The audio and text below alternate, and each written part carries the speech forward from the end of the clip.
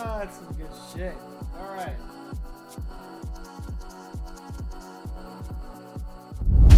God damn it, Hawkeye. The second I finish up on my Monopoly Go, you gotta leave me. You're a terrible person. But, fucking geometry. Jesus Christ. Well, good luck with that. When I took geometry, that shit was the hardest that it had ever been. Well, I think it just had the hardest geometry final in the city for like the past 10 years. My geometry teacher, who's cool as shit still to this day, was standing outside the classroom after we took our finals, shaking people's hands to be like, I took that shit myself, and I was like struggling with a couple of questions. So geometry can suck, so best of luck. Learn them equations, learn them formulas. Remember that circumference. All right, I've given it enough time. By giving it enough time, I mean used my roles, my daily roles in Monopoly Go while you guys sat here and watched. I lied. We're not reading One Piece today. We're reading a real manga. I'm gonna reread this Gojo versus. I'm sorry. I'm spoiling the shit out of something for someone. All right. So today's stream is gonna be very simple, somewhat quick. What? How did? What I feel like? There you go. What the fuck? Oh, I'm tilted forward.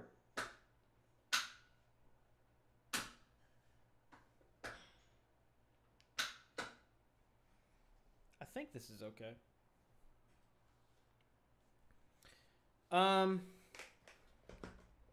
Very simple. I'm gonna play some Destiny for a quick second. After we read this chapter, I'm gonna talk about it. I heard something. Now I'm gonna get this out off my chest before we start.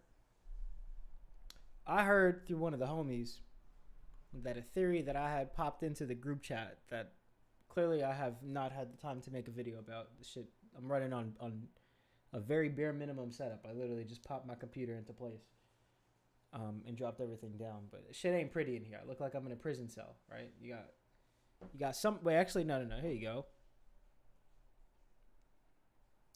You got Luffy over there. You got the Straw Hat over here. Oh shit! It fell. Okay, it didn't fall. There's that. I gotta see how this shit looks bigger because this is pretty small. All right, yeah.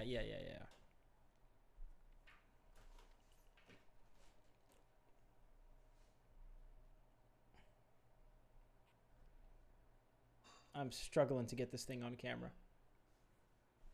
Yeah, it's not worth it. It's not worth it just to see Zoro. So yeah, as you can see, probably gonna have to put the camera over here. But all my manga is right here right now. So probably put the camera on this side, face towards the window or some shit like that. And then make this look pretty. This is the side the window's on. I really haven't figured out how I'm fucking with this room, other than like what I want to do with the manga. So bear with me, please. But two things being done today. Reading 1092. Because I heard a theory I had about Luffy's heartbeat. Or about the voice of all things, in a sense.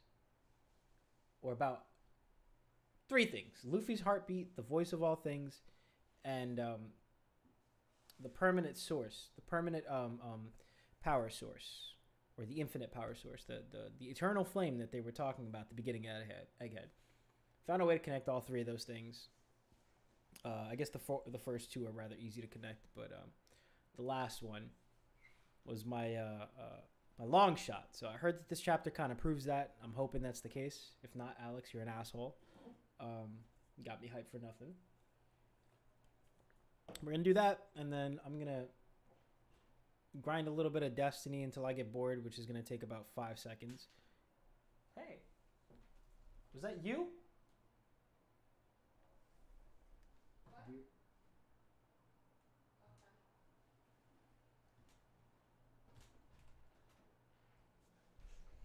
And then, yeah, I'll grind out a little bit of Destiny and catch up on a little bit of lore.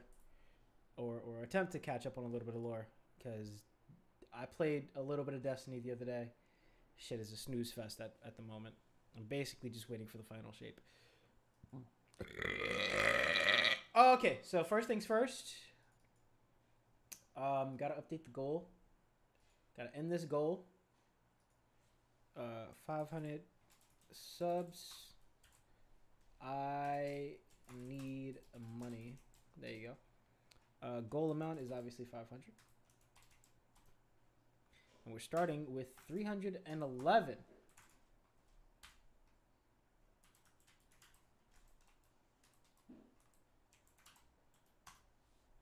So, there you go. It's updated. 311 subs, man. A few of those, I guess like 5 of those or 4 of those came from the video that I dropped. I don't know if you've seen it, but let me see if I can open up my YouTube. Trunks versus Vegeta. Oh, I was watching this the other day. Word. Okay. But, oh no, wait, I can do this the easier way. I'll go to my channel instead of giving you guys my analytics. That's me. We had 311. I'm not lying over here. This right here gave us a little bit of push. Get a little bit of a push. Not nearly as much as this or this did. This by far being the best video on my channel, I think, in terms of editing effort and like getting 100 subs out of it. So I need a couple more of these. I need to make a couple more of these real quick. And I'll reach my goal. I'm definitely not going to do that shit streaming. But let me go get my clogs real quick because I'm a little off balance right now. Be right back.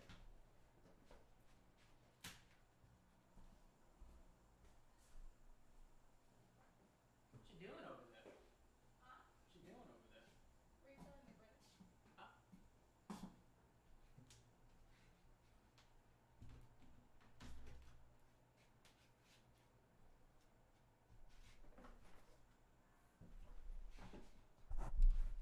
As you can see, my whole shit just probably shook up.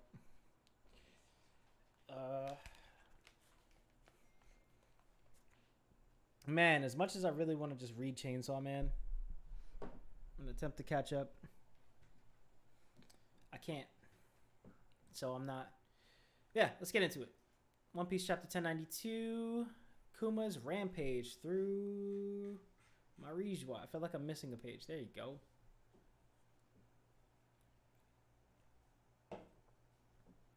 Wanu Pisu. I have not learned new yet. This is all katakana, I'm just realizing.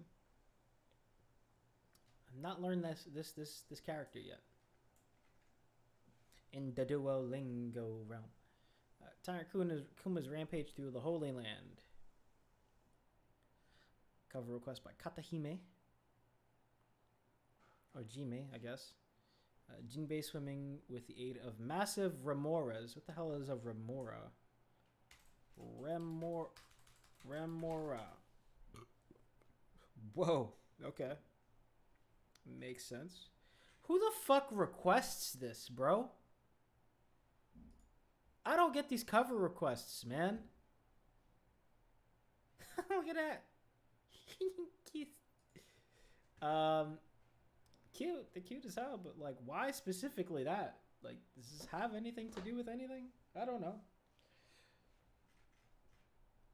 All right, nice little flashback. Okay, one day ago, I'm Rijwa. So this is happening while Luffy's over here eating food and learning about the Iron Giant, right? Or the Iron Knight, I guess, for copyright purposes. You want to get sued? Kuma managed to climb all the way up. Soldiers stop him. The invincible slave has returned. He's too much. We got him chained up, but he's still giving us quite a fuss. Hold on, I gotta be real.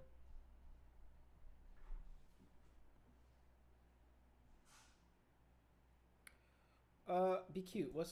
Should I do a duck face?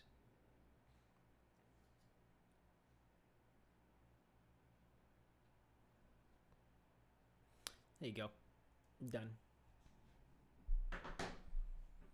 Trying to go somewhere. Huff huff. Oh shit. Urusus shock on the entire land.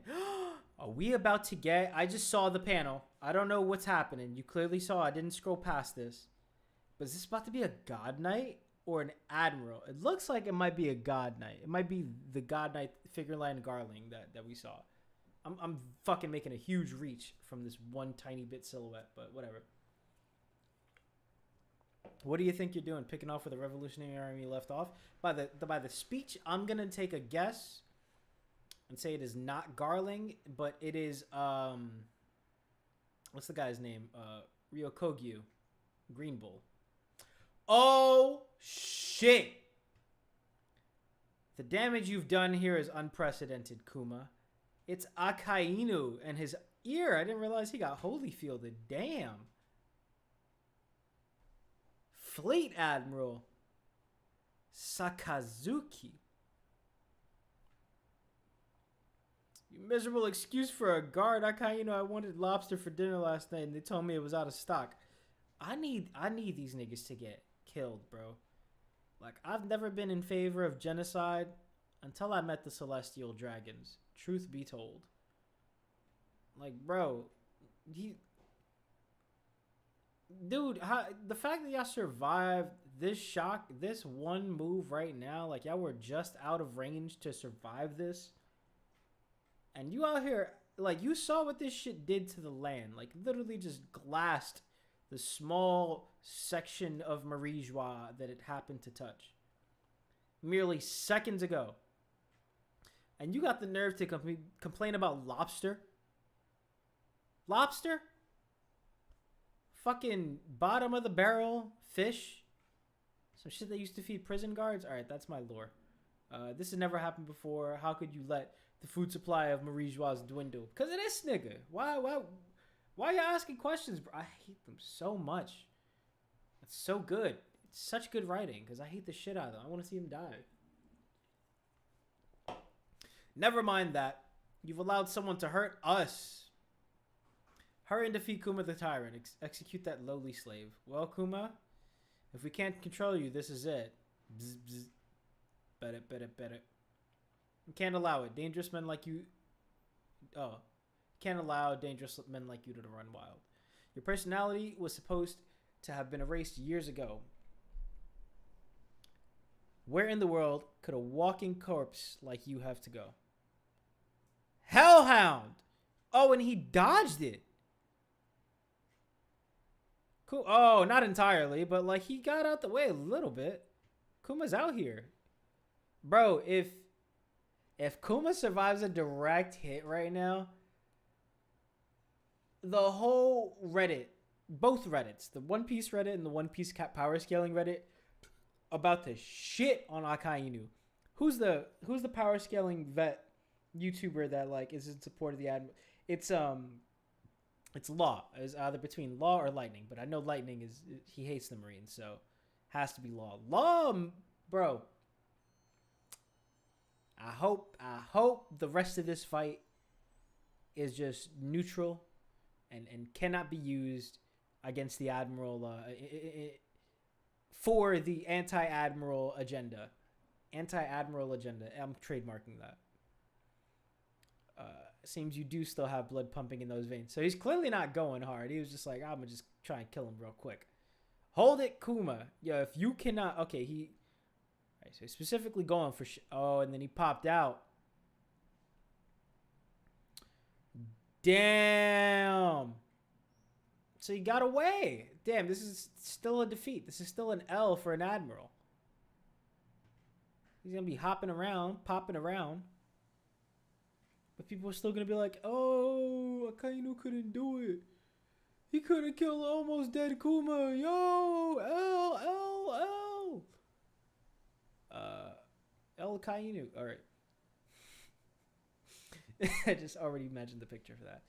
It doesn't matter how much you cry about it. Kuma's consciousness will never return. He volunteered to be reborn as a weapon.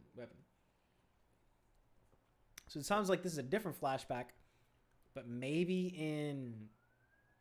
This is either Akainu, like thinking back, right? Because you got the transition bars here, or this is in Egghead. But I'm gonna assume this is Akainu pulling up on her because she's in chains, right? Liar, he'd never offer himself up. He'd never leave me behind. Girl, you got...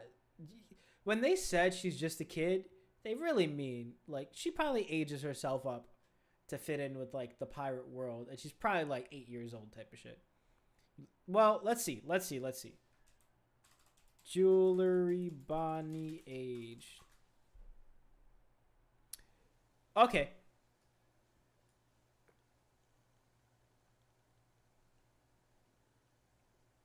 Bro.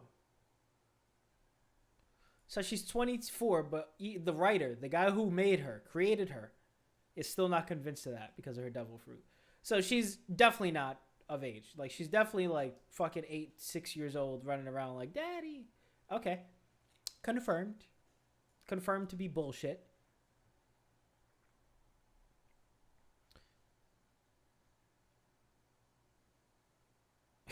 Yo, bro. People really about to be quoting celestial dragons just for the anti-admiral establishment. Anti-admiral agenda, god damn it.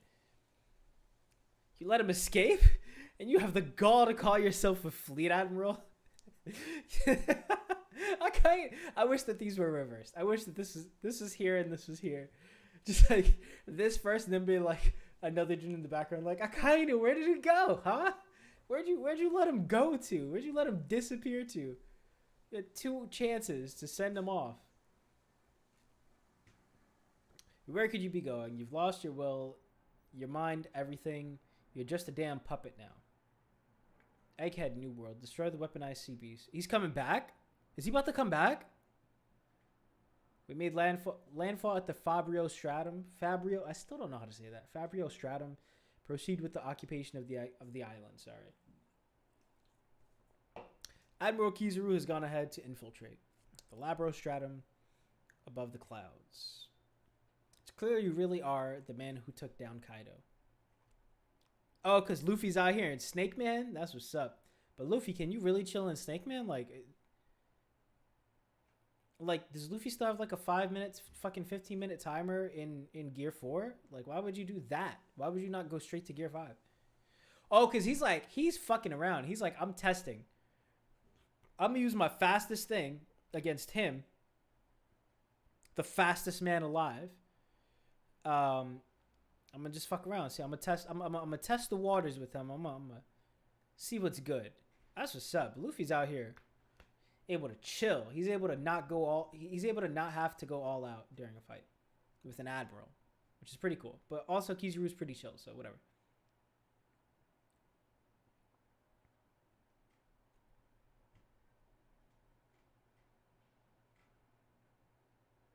It's clear you really are the man who took down Kaido.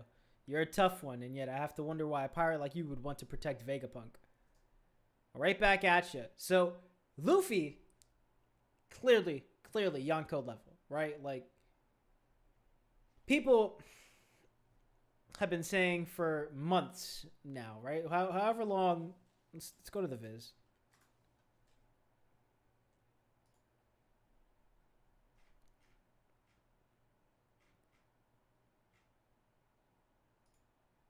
Oh, I got logged out on my Viz, whatever. But like what, 1050? 1050 was like, so June 19th, 2022. So it's been over a year since, it's been over a year. We've been in Egghead for a fucking year. People were like, oh, it's 5 years. We've been in Egghead for a year. Jesus Christ. So over a year ago, people were like, yo, if they ran it back, Kaido full strength, Luffy full strength, Gear 5 versus Kaido, Luffy's not taking him down. And here you have an admiral, a dude who was like, I can go handle 2 Yonko by myself, telling Luffy, yo, you're not only are you tough, but clearly it makes sense that you took down Kaido. So this whole idea of Luffy not still being Yonko level, or Luffy being like, oh, he's got a what's it called? It's a bubble ring. It's an asterisk on his win. Not the case.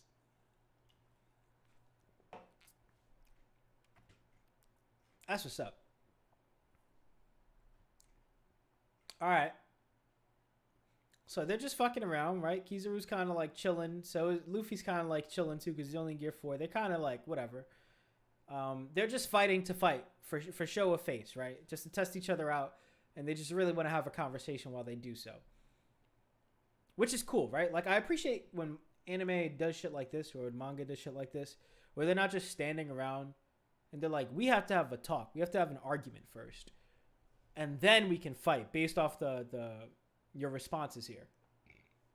No, they're into it. They're like, we have the skill level to kind of just like hit each other real quick, or to try and hit each other and talk. So, you know, we get the action, right? As the reader, we get to enjoy some of these panels, you know, see some of these moves. And then we also get to enjoy the conversation, or the debate, I guess. Why do you want to kill Apple, Gramps? Want? And then he disappears. Yasakani no not what's it called? Magatama. Once. So he was just looking at him here. Popped out.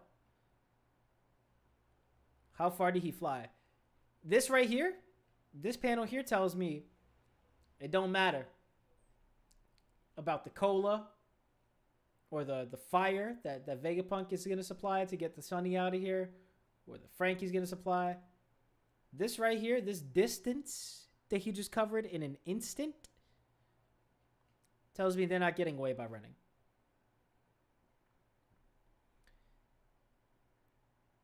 He's going to be on the ass. I don't know what it's going to look like, right? Like for the escape. But he's going to be on the ass. And if not, it's a decision, right? Like either he's going to chase them, and it's going to be a very long trip to goddamn Elbath. He's going to have to give up because he has to stay back with Jay Garcia. Jay Garcia Saturn, sorry. Or 3, he'll be a little incapacitated. It's not like I want to kill him. I've known Vegapunk for a long time, you know. Now, please, don't get in the way. After all, speed is power. Call back here. And then we have an actual demonstration of why speed is power. Light traveling. And then boom. Did he just charge himself up and then send a kick? Like, not just like shoot a kick with his leg. He like sent himself forward to propel himself and then got to a certain point. So he had enough momentum so that when he sent a light, like he's trying. He's not trying his best, right? He's not going all out sweating. But that's a charge up move. That's like him declaring, which is cool, right? We go back to the argument, right? They're having a discussion. They have different sides that they're discussing here. They're opposing sides here. And they're talking about it. And with that statement, don't get in my way, he sends out a try hard, not a complete try hard, not a complete sweatsicle thing, but just a little bit of an effortful kick. Pretty dope. Now, how are you going to deal with this, Luffy? Oh, he's not. Vega Force 01 is finally finished. The giant robot mankind has always dreamed of. Damn.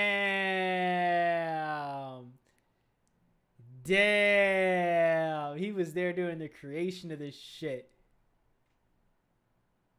Ooh-wah. Luffy. Frankie, Bonnie, run.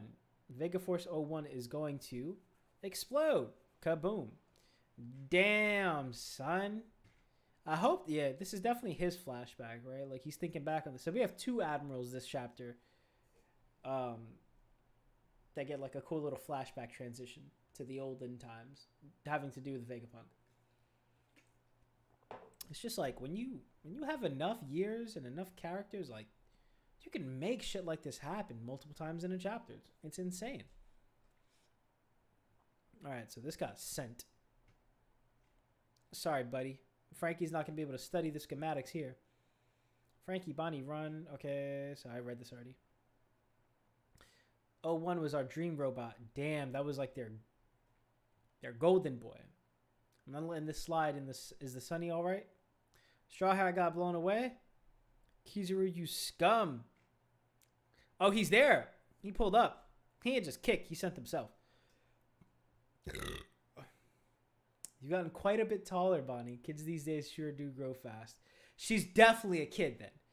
He's saying some shit like that because he knows she's lying about her age. I'm here on orders to eliminate Vegapunk. You have it out for him, right? Don't get in my way. Don't get in the way. The way, not my way. You can't get in my way. Just don't get in the way in general. Some G shit. Let's just say I realized that the person I should be targeting is someone else. Timely thrust. So this right here. This is why I'm calling it. This right here is why we still haven't gotten the flashback. This little like bit right here. In case you don't know. In case you don't know what the fuck I'm talking about. This little screenshot right here. This is why we haven't gotten a flashback on what Bonnie saw in Kuma's dreams. Or inside Kuma's memories. It's because she realized something. Who she's supposed to be going for, right? She saw someone, or I guess, a vague idea of the side that she should be going against. But my safe assumption here, I think, is she saw a specific person that she should be targeting, not Vegapunk. That's why we haven't gotten it. And that person is going to be like a huge reveal, right? It's not going to be like a good guy or something like that. Like maybe it's possible that she's like, oh, it's Dragon's fault or something. But I would assume like maybe she knows Emu or she knows like someone in the world government. Like that seems like the easiest assumption here. It'd be fucking fire if it's Dragon though, if I just happened to guess that randomly. But that's the reason why. Is like we have a big reveal out of that. Obviously, we knew that going into it that there was going to be like some type of reveal. I don't think that people assume that it was just like Kuma's backstory is just going to be Kuma's backstory. We have context for who he is. Like there's going to be some type of big reveal in that backstory. I'm assuming that's why everyone's been hyped for it, because it's not just going to give us context for why Kuma's doing what he's doing now, current day, but like why he's, been pushing and joined the Revolutionary Army, yada, yada, yada. We're going to get all of Kuma. That's what everyone's base hyped about. But then you got this here, which is,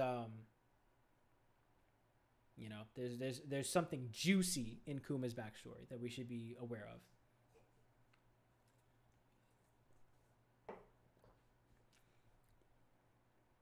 Timely thrust. What did she do here? Did she really just try to hit him with a hose? What the hell is this about?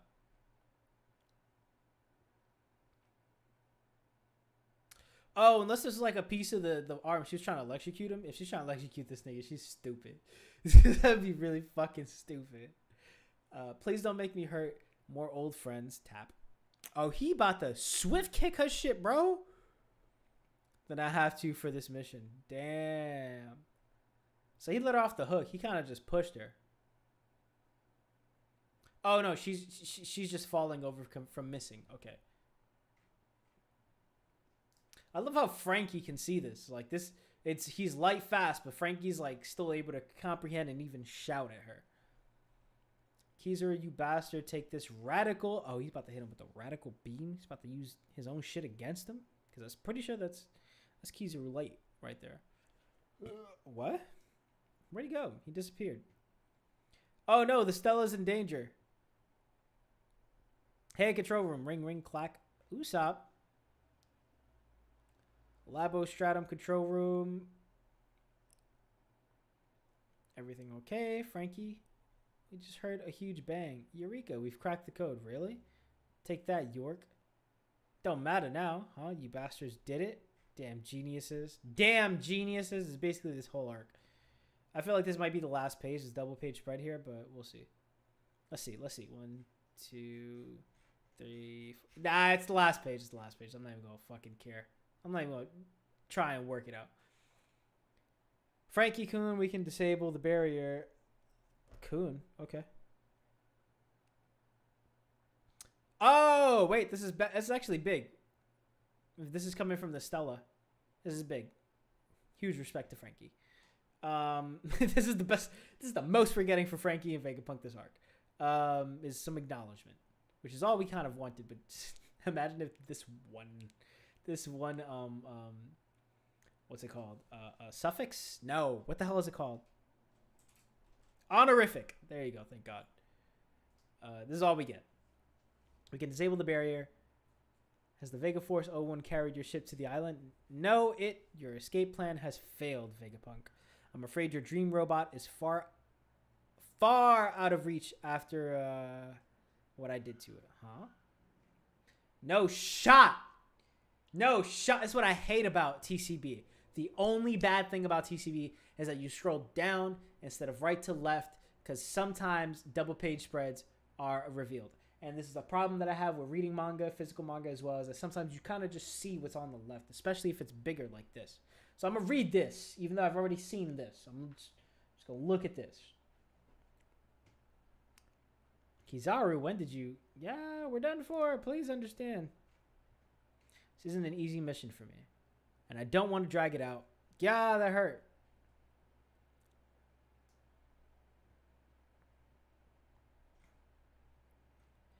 Man, it really burns. Oh, Luffy just went right through.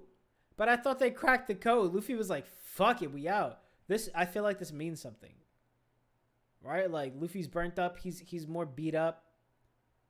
But he went gear 5, too. Like, I wonder, bro. I really wonder. Right? Like, they just put the barrier down. Right? They just cracked the code on the barrier. They haven't had time to shut it down, per se. But if these wounds or whatever, like this getting hit by the barrier doesn't mean anything, then they could have just put the barrier down in this instant, right? Like writing wise, they could have just been like, cool, we cracked the code and we also, the barrier is down. We cracked the code, right? Boom. And then instead of this, it's like we cracked the code. We're like, boom, boom. Like take this, take that, you work out, right? You can put that shit here. So if it doesn't mean anything, then they should have just put that here. But if it does mean something, then, you know, the fact that they didn't take it down yet means like, okay, then we've already seen the significant damage is done to Kaku. Kaku's durability is way different from Luffy's. They got the eyes still. I love that that's going to be a running gag now. That's what's up. But I fear that Luffy getting hit by that is huge. Then again, it's his awakening. He's supposed to be super durable. Maybe this is just a testament to that. I don't know. I might be reading too much into it. There you are. You have some nerve knocking me all the way down here. I had to cross that barrier twice. I thought it was going to kill me. So he did get fucked up. But bro. Oh, Alex, thank you so much for not spoiling. I was convinced coming into this that it was a long shot. Like maybe he was like true, honest about it, and like there was some serious shit. But then I thought like in the beginning of this chapter that what he was referring to was like something that like this conversation here, like why are you still going after it? Like why do you still have a will? Da da da da da da. And I was kind of like, damn, Alex, like. I get this idea, but like I can't really make a video out of this, right? Which is really what I really want to do. This here, though, just in case you don't know what the hell I'm talking about. This here, though, this I could work with. This is fire.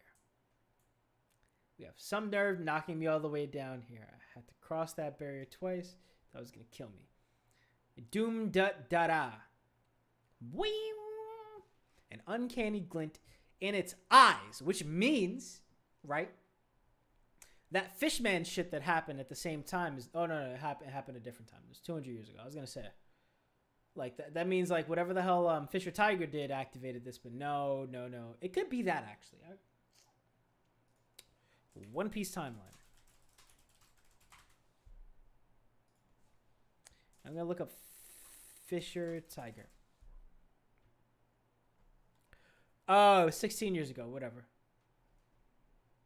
Damn.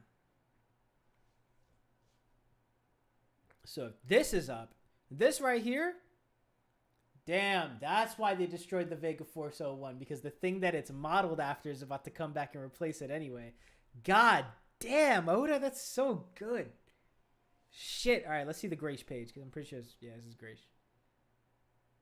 Man, shout out to Grace and Animal Moon, whatever the hell the guy is that makes it look like the anime. The two best colorists, for sure. The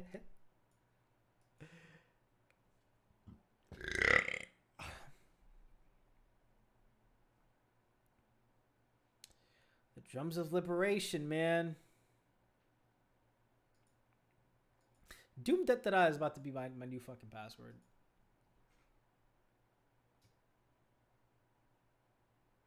Facts. I love this meme. No way. I didn't realize this was a thing. Oh, bro. The live action just gets better, bro, with time.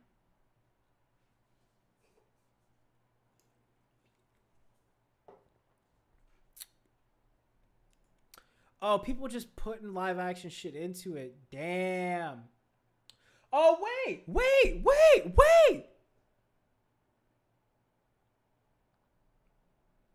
I gotta send this to George.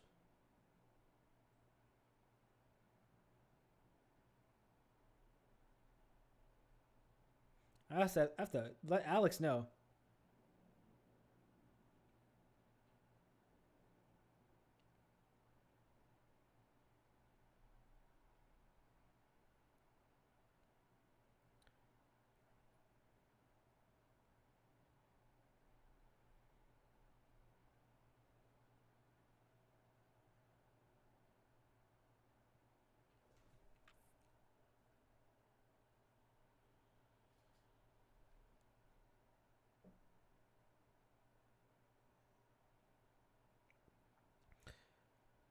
Is this really Chopper? No, this is bullshit.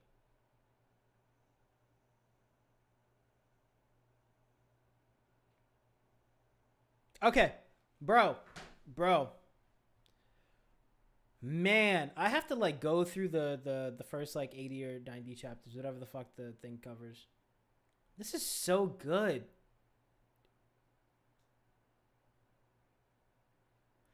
The only thing that sucked about this scene was Nami doing the mouth covering. Like it just felt too forced. Like there's a couple like and actually there's two things.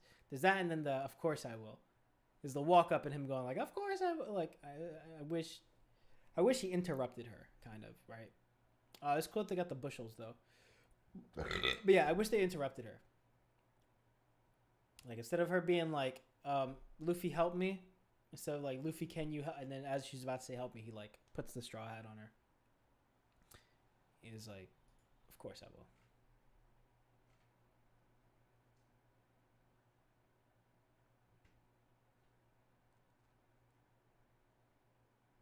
In my honest opinion. Bro.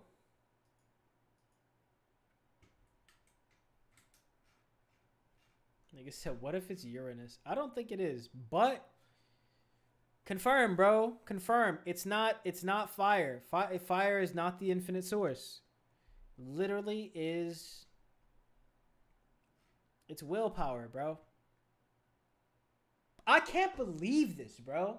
I had my first W. And like that's like, was that this one?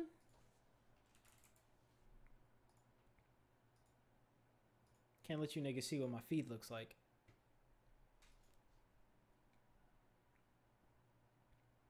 It's this one. Okay, cool. So the second largest theory I got. This cute nigga, bro. Bro, this is crazy. I mean, it's not too hard of a thing to predict, so I'm not gonna stroke my ego too much, but the fact that we really like as a community were just led to believe it had to be fire based, like clearly, right? Like he's got flame on him. It still has to do with the sun. He's the sun god. But it has to do with will, bro. It's literally a will. It's the will of fire type of shit. Shout out to Naruto. But bro, I can't believe this at all. Are you seeing this? Like, he activated this shit just by turning gear 5. Which means that Luffy literally traveling around the world in Gear 5 is what saves the world, it seems like. If I'm going to overreach here, but like he can just activate random shit that's just been lost to time by just being in Gear 5 and being around it. I love that. Wow, dude. All right. Morge is Morge still streaming?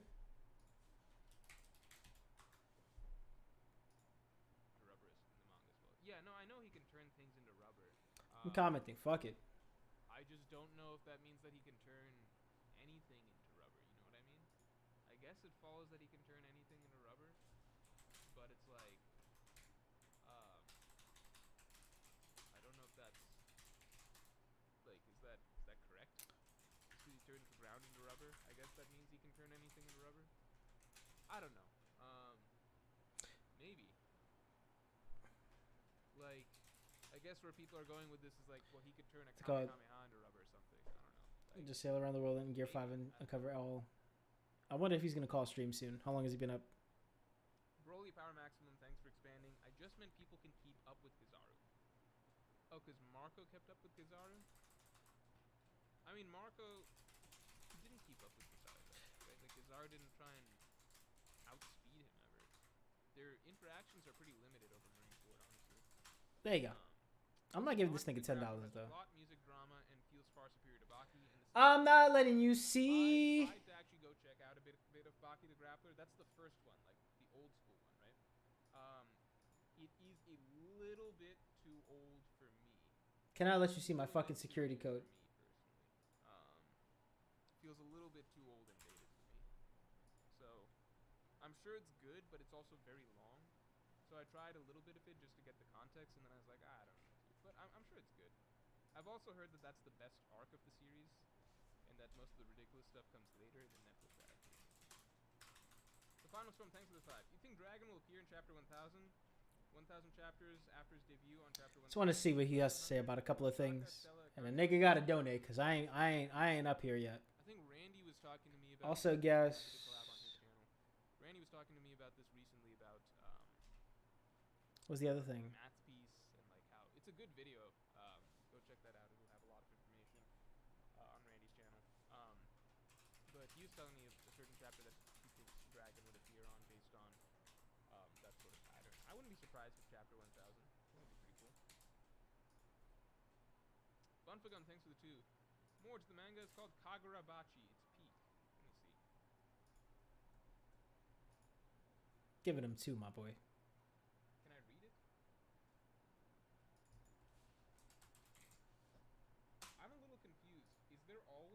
Somebody explain this to me? I thought new series come out in Shonen Jump all. Sorry, I thought new series come out in Shonen Jump all the time. Why is this one getting so much hype? When no chapters have come out yet, right? Jarence Rambo, thanks for the 2. Don't you think it's hard to power scale Law due to Devil Fruit? I think it's hard to power scale Law for a lot of people in that they overrate him because of the Devil Fruit. So, but I think it's very easy to power scale Law. I just think that for a lot of people, they're very bad at it because I guess. All right, I'm gonna load up Destiny while this nigga talks. So maybe, I guess it's hard to power scale Law because most people do it so badly. Hopefully my shit does not die on me. From my perspective, it's pretty easy. It's just yeah, he is basically around kids level. Weekly Zone, and thanks for the 5. So I guess Luffy can just sail around the world in Gear 5th and uncover things that have been lost to time now? That's fire. Wait, what? Can he? What? Oh, you're saying like awakening giant robots and shit? Mangekyo 3000. What if Gear 5th only allows Luffy to manipulate the rubber around him? Whack! Turn things into rubber. What does that mean? I'll take Morge. Whatever.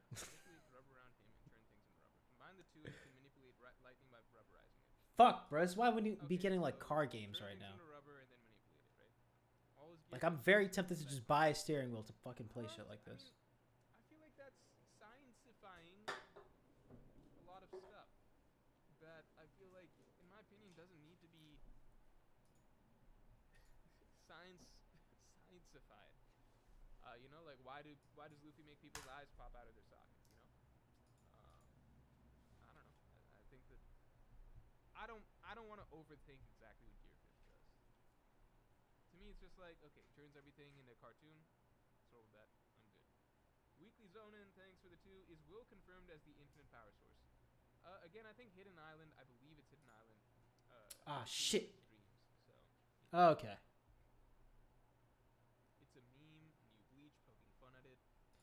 All right. I guess I finally have to watch Hidden Island. Thanks for the 5. Morge, have you read Mashal? If you Yeah, thank God I quit because Mashal, really? Dreams. Let's listen to this before I go listen into Destiny lore.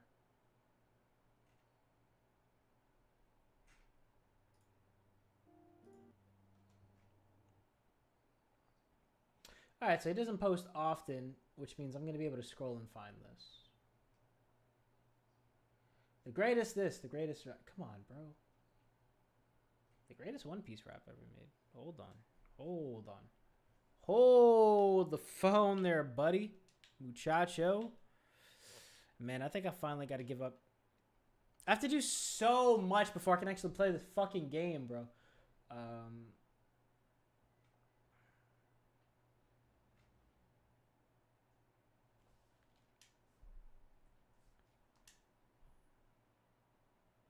Ooh.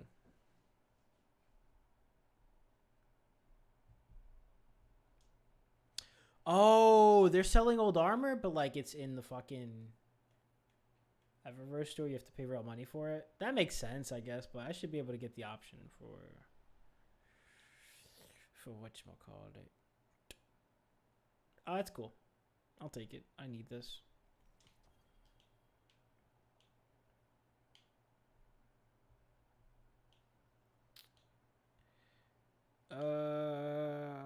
Oh, this is cute. I just always like the ships. That's cool. I really need like a legit Pelican ship though. Limitless Subversion. Hey man, I always like regular wear. I like looking regular. I'm a fucking cuck for shit like this. Which means I don't like to wear it myself. I like to see other people wear it. Damn, son. I need to play this raid. I need to get something. Wait, where is it? Where's the armor? Oh, there it is.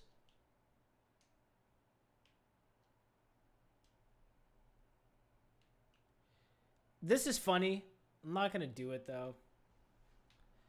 What I do need to do is this mission real quick. What is this about?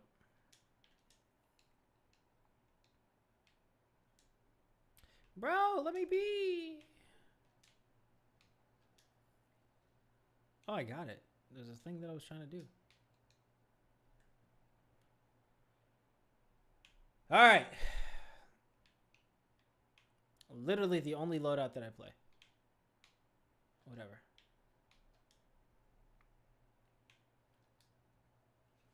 I'm trying to find this, let me see.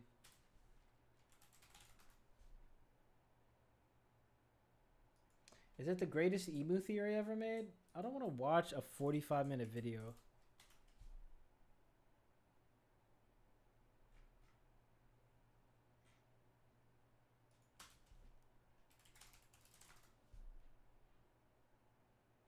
It is this. That's 45 minutes I'm not willing to donate to I just donated, I guess, 45 minutes of my life, but not willing to donate. Ah, all right, Bife. My name is Bife. All right, talk to me. Let me put all of these on. I guess I'll play them.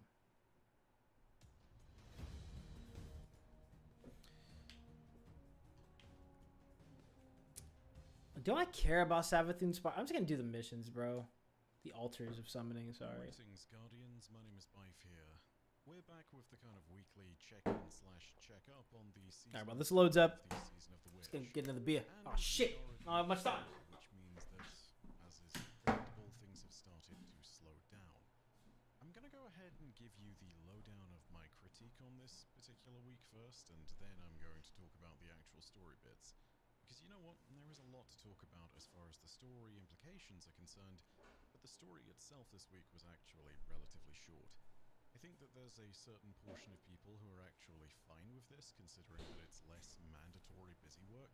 The activities you actually had to play this week, including nothing more than a lost sector, 2 patrols, and some kills in the throne world. Still, it was a shorter week. Oh, there's shit to do. Regardless, Oh shit! there is a lot to talk about as far as the actual. I don't think I've ever gotten this far. So we'll talk about that today. So, what is it about week 4? Oh, I just got decimated. Fuck my life. So it kind of starts to peter Sorry, out guys. in the midsection of week 4. And you know, there's a lot of stuff going on in Destiny nowadays at week 4. Trials of Osiris is back. We have the Grandmaster Nightfall's out again. Got a lot of stuff going on as far as just the game generally, and players are probably deep into some of those activities. I know some people are at that point where they're really getting into Cruta's End at this moment, especially those who didn't get to play it first time around. But the story just sort of peters out, and it's been that way for quite a few different seasons. Season of the Plunder in particular comes to mind, and, well, I suppose Season of the Seraph as well. There's a lot of these weeks where it feels as though the story is on hold, and as though there is just this moment where everybody sits there and says, "Oh, something big is coming, better look out for it." No! Fuck it. It's gonna be I didn't realize it was there. and at very least, this 4th week, even though it was quiet, has dodged that trope. I think there's nothing more frustrating for me personally when that happens in the story. Just that moment of sitting there and being like, haha, we have bad things on the horizon. Come back next week to see what that is. We all dying. Oh, I suck. We suck at this game. I suck at this game. Teaser for the next week. And luckily, the story doesn't fall into that trap. I do wish that there was more content to actually do as far as the narrative is concerned, but then again, there is a balance to be made here. I wish there was more story content in pure terms, but I also think that having less of the busy work is actually good. Let me put it this way. I think that it was done best in Season of the Chosen. When you actually What? sit down in Season What of is the this? Chosen, by week 4, I believe we were going after Ixal the Far-Reaching.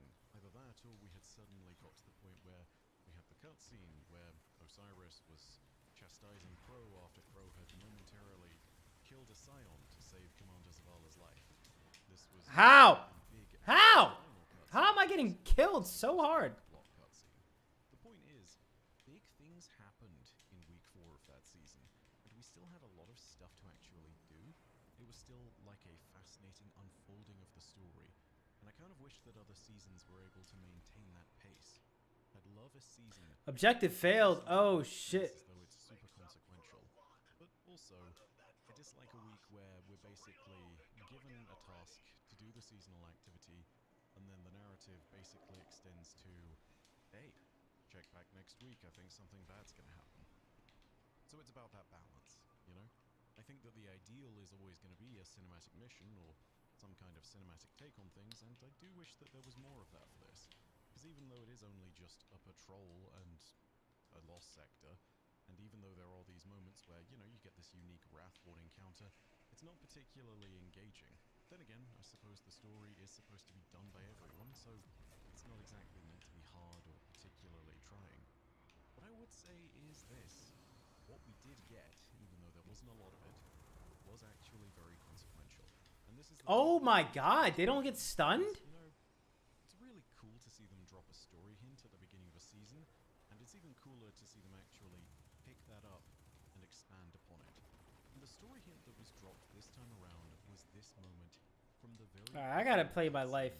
where Eris starts naming Nope. individuals within What? Bro, how am I getting kicked so hard? For those of you who don't know, those names are the names of worm gods. Arca was the Alright. one of secrets killed by Alrix, so that Alrix might learn the secret of communing with the deep. Sita was the mother worm, taken as a prisoner by Rolk and given immortality alongside her brood, in return for eternal servitude at the side of How did I the get sun. bombed, bro? Oh, how? What the fuck?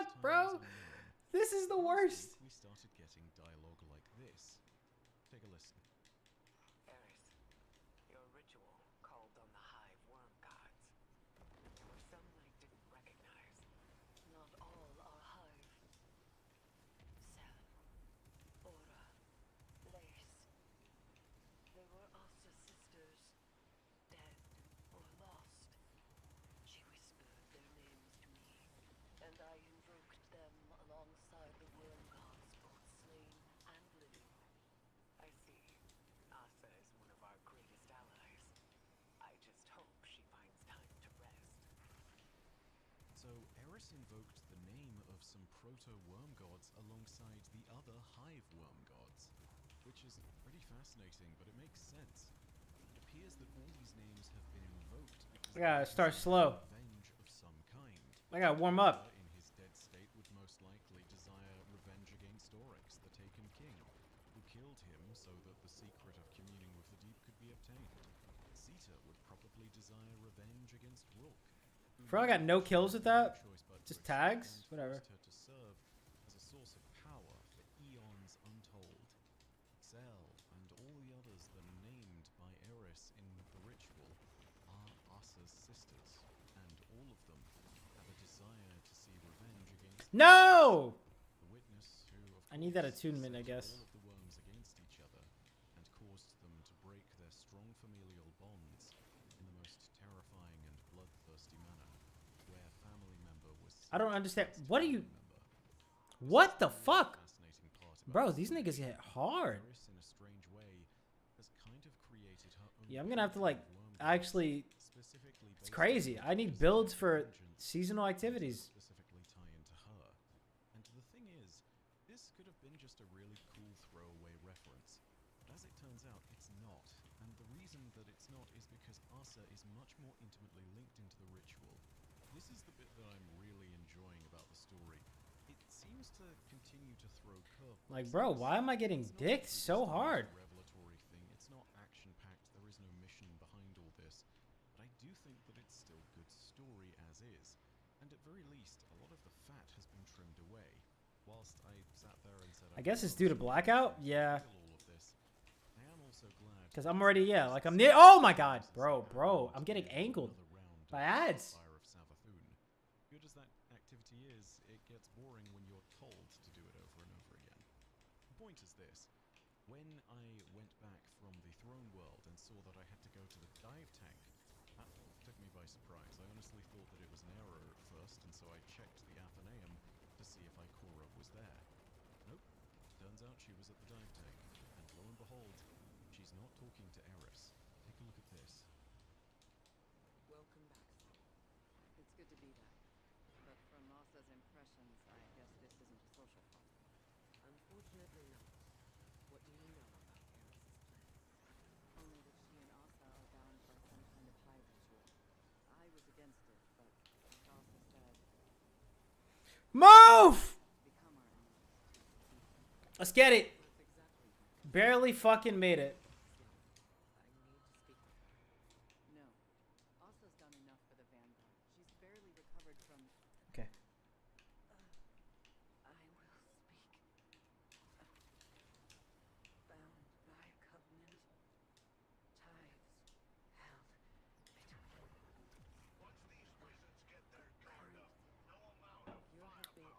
Your husband Eris contained the energy from the ties. And I... Ah, it's this chick. Whatever. Remain bound without end.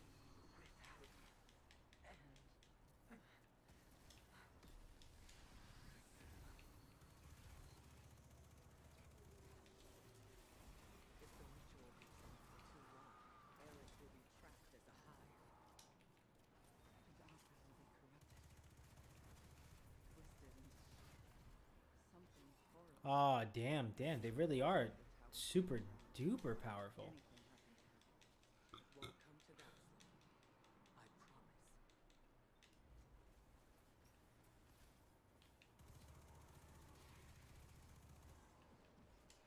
Now, Asa's words there are a little bit unclear, as they almost always are, because Asa speaks in a rather... Oh, it's unclear one tone, shot no matter often what, uses bro. allegory or just vague phrases that communicate Whatever, I'm some just gonna go straight to the definition of what boss. she's trying to say, but not the most clear definition of it. Luckily for us, Eris Morn clears it up. Brother.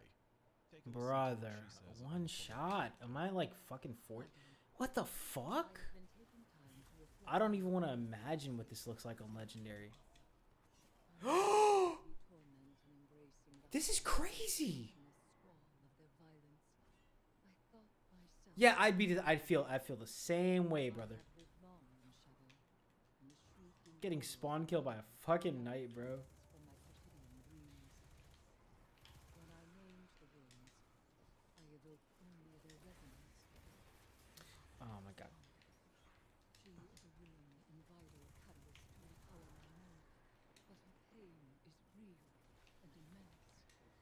What's going on here? My aim in this grotesque conversion was to shoulder the risk myself.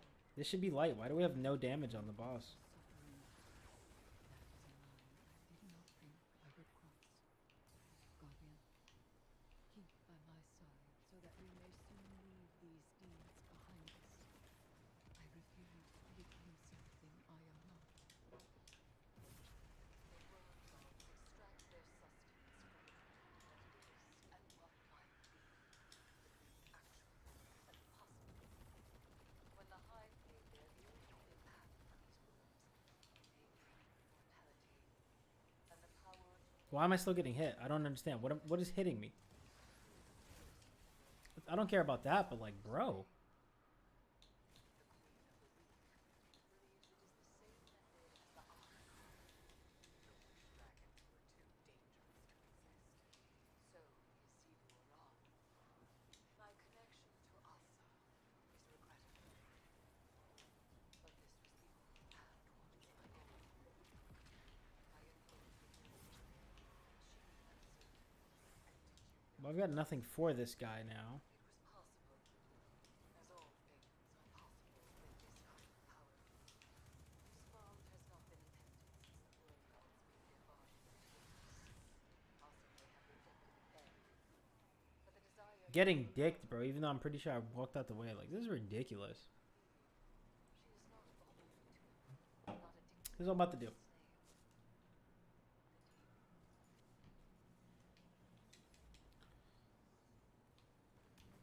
Bro, on the spawn? Brother.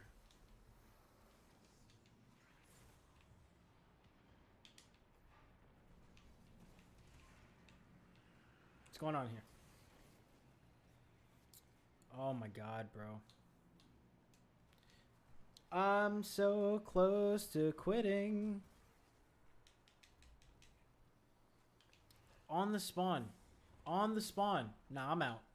I'm out. This is not fun. The fact that I'm gonna have to like make a fucking build for this is ridiculous.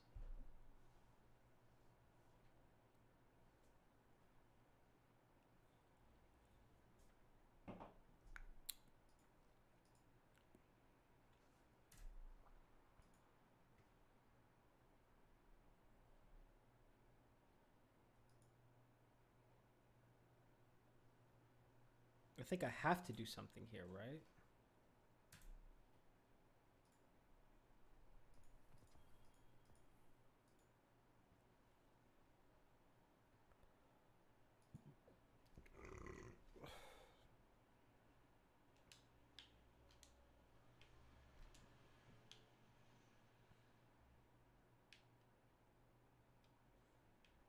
Got a fishing pond. About to go fishing.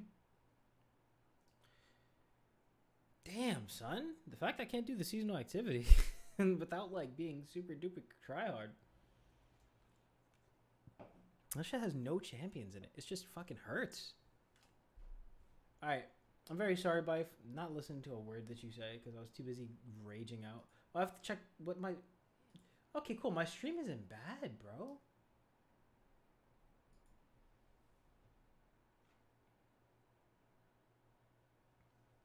Uh-oh. Play Destiny while listening to Destiny drama? If you're in Seattle, pretty normal to like hang out with your friends and maybe cuddle with them, maybe even shower with them. I have platonic friends that I Just to be clear, I seriously doubt that's normal, even in Seattle, that you cuddle and shower with platonic friends. Yeah. That sounds like something only a girl would say. There's no shot. Those guys that are cuddling and having showers with you are so deep in the friend zone, okay? They're digging razor blades out of their closet. No shot. I mean, I can give you feedback if you want. I just don't know if you want, you really want to do that. It's up to you. What? It Do you sounds not like agree? Like right now, if I wanted to call Dan and be like, Dan, we should go. Do you want to go out to dinner tonight? We can get a few drinks. It'll be fun. That'd be like cool, and we could chat. It'd be fun. And me and Dan would just have fun. But if I said that to a girl that I fuck, that's a date. You're going out. You're consuming mind-altering substance. You're outside at night, walking around, chatting. You're probably walking pretty close to her. You're probably holding hands. I don't need the fucking... Hold on. It's the only thing I hate about YouTube videos nowadays. Like, why do I need a preview for what's going on? Just give me the damn content. assumed they were living together if I didn't know otherwise based on how he talks about his son. They live in completely different states. I'm about to start doing this to myself anyway. But He has whatever. not made parenting content. What the F?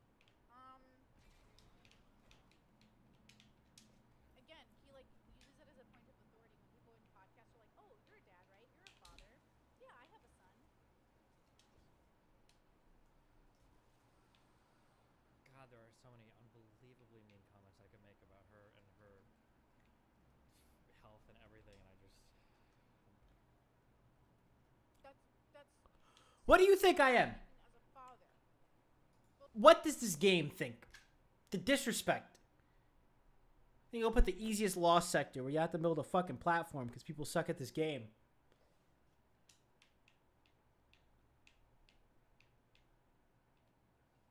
Bro. These are lost sectors. Like, I haven't fucking farmed this thing. But like, if your father left and never came back home, do you have a dad?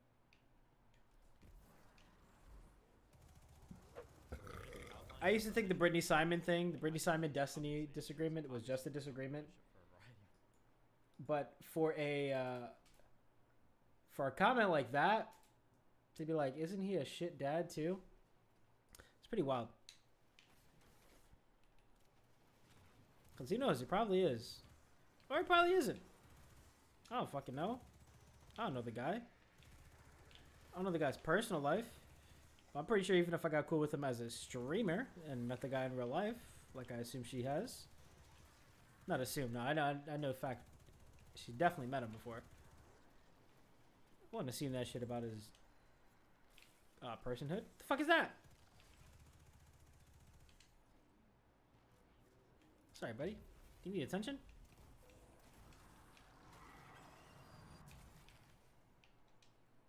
Oh, I'm sorry. Am I supposed to do shit here? Okay.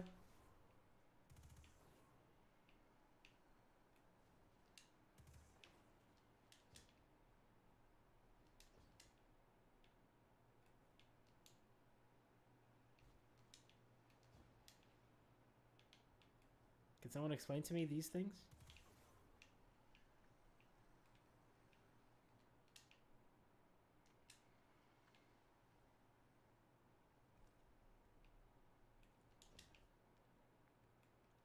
Yeah. I don't know if that's what you would call a bad faith take on someone, but definitely is at this point a trying to stir up drama thing. Oh, nice. Got 2 cards. That was it? I didn't even need to complete this? No shot. See, I'm not mad that the the shit that I just rage quit out of wasn't that easy. As easy as this right here. I'm just mad that it's not easier. I just need to get my perks off, you feel me? Like, I don't care if there's that many ads that they hit as strong. Like, that'll keep me agile and shit, but like... It's to the point where I can't even get, like a system going. Even though it is a mindless system, right? It's throw a grenade and shoot at ads until they die. Sorry, buddy. I can't let you pop off.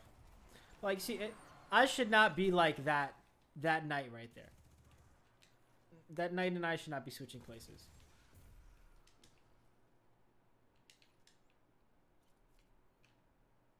Back to Brittany Simon.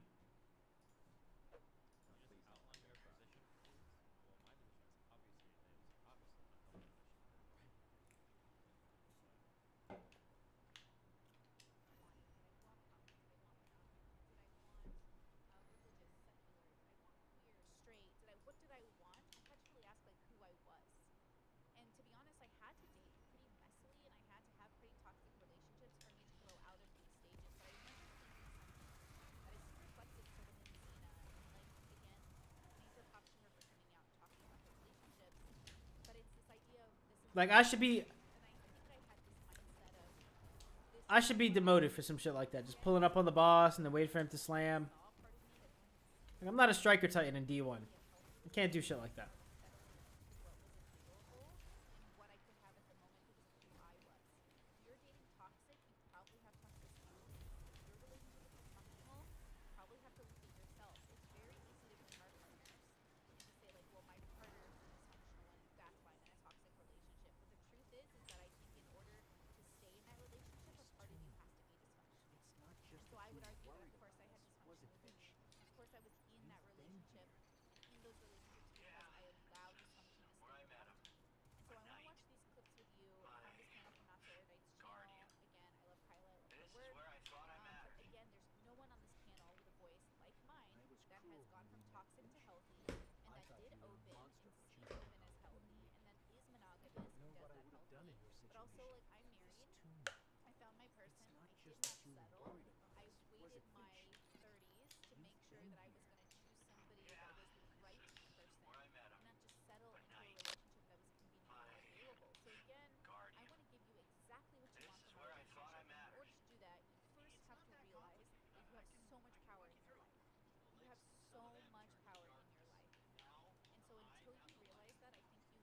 I don't think I'm gonna be grabbing another bounty this season, unless I really need like cores. So let's watch these 3 clips together. I've got put together, and then I just don't think it's happening. Dr. Perconda clip I want to show you too, because Dr. Perconda, if you guys watch his work on YouTube, he's very self-aware about healthy polyamorous. I would say if you're an internet influencer person, I would be very, very, very, very, very, very, very, very careful when you give your relationship as a qualifier for how you can give advice to other people online. I think giving relationship experience is valid. We should always very So this is the seasonal one. Okay, this is the one I really need to do then. and fail. So for instance, I've been in plenty of long-term relationships. I've been married twice, or am married once. I was married in the past, right? But I would be very hesitant to say like, oh well, I know all about this because I have a relationship with Melina and I'm married to my wife right now, and that's so good. Because I could get, fuck, who knows? Maybe we get into a huge fight, we get divorced in a month or two. And if you lose a relationship that you were using as like a credential thing to make a statement on something, then you end up like Hunter Avalon or something, or like people can be like, oh well, now look, everything.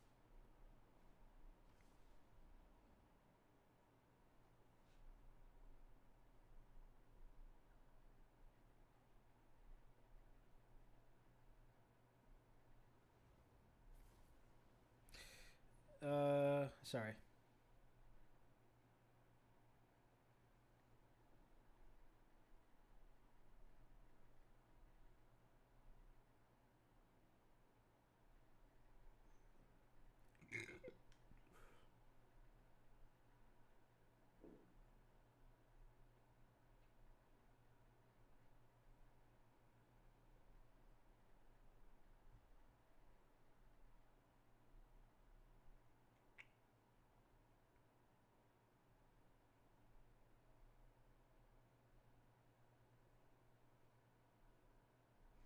All right. Let's see what she's got to say. I have Postmaster shit? You know what? I think I'm just going to delete shit from my vault. That's going to be the rest of the stream. I'll do whatever the hell I can for this quest, this seasonal long quest. Oh god, it's just a thing. How the fuck would I care about this?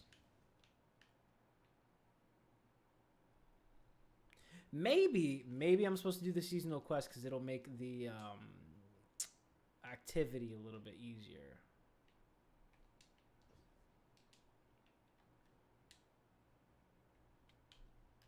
So it's a drop kicked Oryx into Saturn.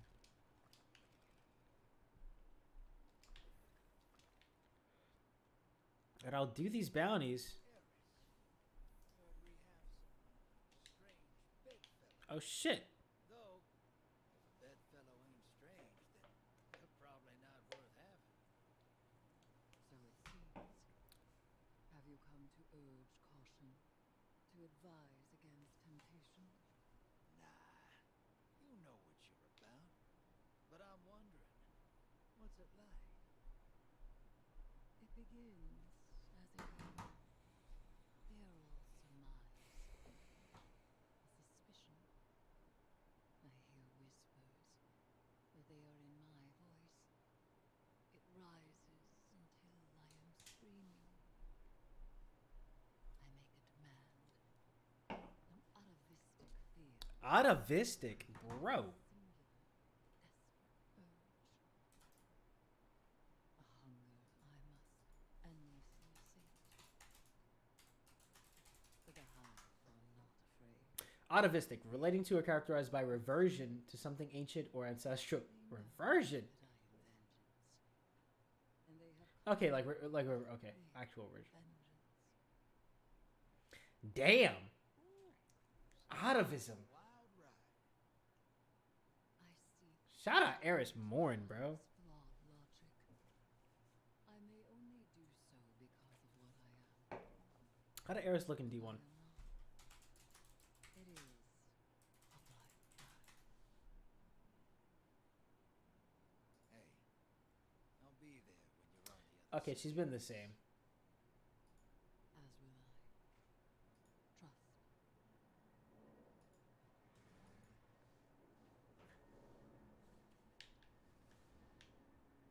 Okay. I guess I'm doing the seasonal thing for a minute. Got that.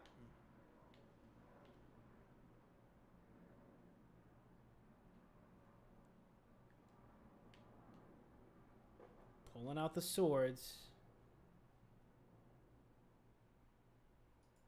Let's open up Dim real quick. Yo, yo, ho. Could it be this? Could be that. Yo, ho. Where's Lament? It's the same exact. There. I don't need you. Don't need you. Don't need you. Don't need you. I don't really care about these shits.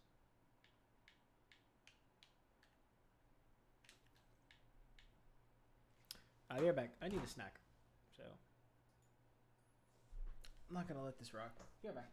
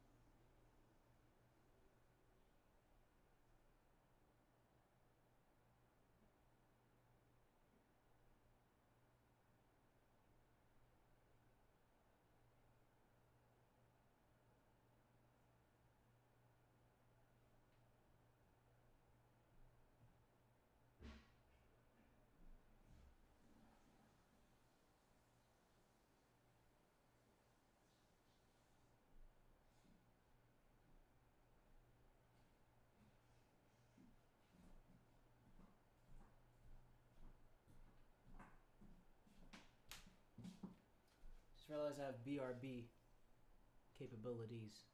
1 second.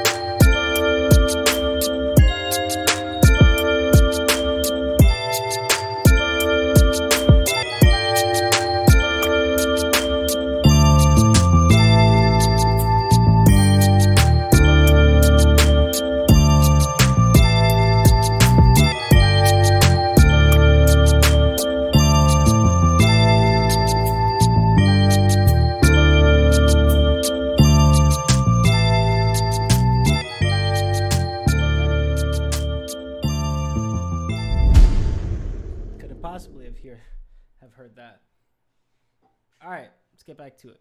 I'm gonna listen to this. Put it on screen just so I know what the fuck I'm even looking at. Everything you said was wrong because you got divorced. Actually, sorry. Two things have to be done. Like relationships fail. What's the meaningful difference between the two? Because there's something to be said for. I think there's something to be said for experience. Somebody tells me that they've gone through like 5, 6, or 7 long-term relationships. Or whatever. Okay, you've got some experience. You can tell me some things about what you like, what you don't like. Gotta edit the stream. You can tell me why the relationships work, why they Title. didn't work. But if you're like, oh well, I'm in a good relationship right now, it's like, okay, bitch, your relationship got it tomorrow. You don't, who knows, right? Especially if it's a new relationship. I would just say always be careful. Just always be careful with citing something as a credential. When God this is damn, your Logitech, tomorrow, the yeah, fuck? You know? Why talk about your relationship like it's going to end? I'm not. No. Okay. Do you agree with Brittany here? Should you really strive for perfect relationships and avoid settling when you are young? I mean, you shouldn't strive for something perfect. Everybody settles to some extent. Her saying that she didn't settle as a cope or a lie. The reality is that like there's not going to be a. Well, actually, I guess it depends on how you view it. There's a cute commercial I remember hearing on the radio. Like Sorry. 20 More years ago or importantly, something, more trying to importantly, get Cup Noodles has released stir fry. Not an ad. They got the General So fiery Korean chicken flavor. Sorry. I thought this had General So on it. Maybe I got 2 different ones. It's very possible that I got 2 different ones and I didn't realize until just now. So I might just die on stream, but we'll see. We'll see. people to adopt kids, and it was like the dad was like, oh, like I think he woke up late or he did something that was fucked up or something. I don't remember. He just did some goofy shit or whatever. But he had fun with this kid, and then the guy comes on and it's like, you don't have to be a perfect person to be a perfect parent. And it's like, yeah, like people aren't perfect. People mess up. People make mistakes, but you can still have like really good unions between people. It's actually it's a conundrum that I can feel personally. it. It's not spicy, one friend but that's going through this right now, and I've had conversations with a lot of I'm people gonna about regret this. this I don't know what tomorrow. is the correct degree of settling for relationships, but you're never gonna find a relationship where everything is perfect. I don't know about you. I don't know. Like my relationship is perfect. Not because my girl watches my stream. And I don't even know what would be perfect. Like, would a perfect person for me be somebody that does politics, loves video games, wants to live in Miami, is progressive or conservative, so we can argue, wants to be open, speaks Spanish like I do. Like it's hard. Like I could probably list like 10 or 15 really important parts of my personality, and then say like I need somebody to match on every single one of those. I don't even know if that would be the perfect relationship. And then you can start taking away from them, and like would that be is that a worse relationship? Like I don't know. It's really hard to say, right? So like in some cases, so if I look at Melina for instance, there are some major misses that me and Melina have. The first one, hugely, is age, which is really important to me. Melina's just getting really old now. She's 25. Okay, I could be with a 19-year-old baddie, and I've got this. One of the big mismatches is age. Typically, the women that I tend to get along with and get along really well romantically. The sarcasm transition is so fucking smooth. You can never really know. And he's got her in the perfect freeze frame here. Like she's got the crazy eyes. Because when her face is resting, right, like when her eyes are resting, she look alright. But right here, not fucking with her. Tend to be close to my age. So Melina's. It's not really a sexist comment. This is more so because I don't fuck with her. Off that, and that she can never catch up there, right? She can never catch up in age unless we do some relativity, travel fast, and all that bullshit. We also have a huge miss in hobbies, right? Melina doesn't play video games at all. She doesn't debate or argue politics at all. So those would be two. Melina doesn't play video games? You're fucking up, mate. I wonder like what type of games he makes her play. Because as the boyfriend who does play video games for a living, you gotta do that. I'm gonna say. What the fuck is this, by the way? Is this Factorio? The first person?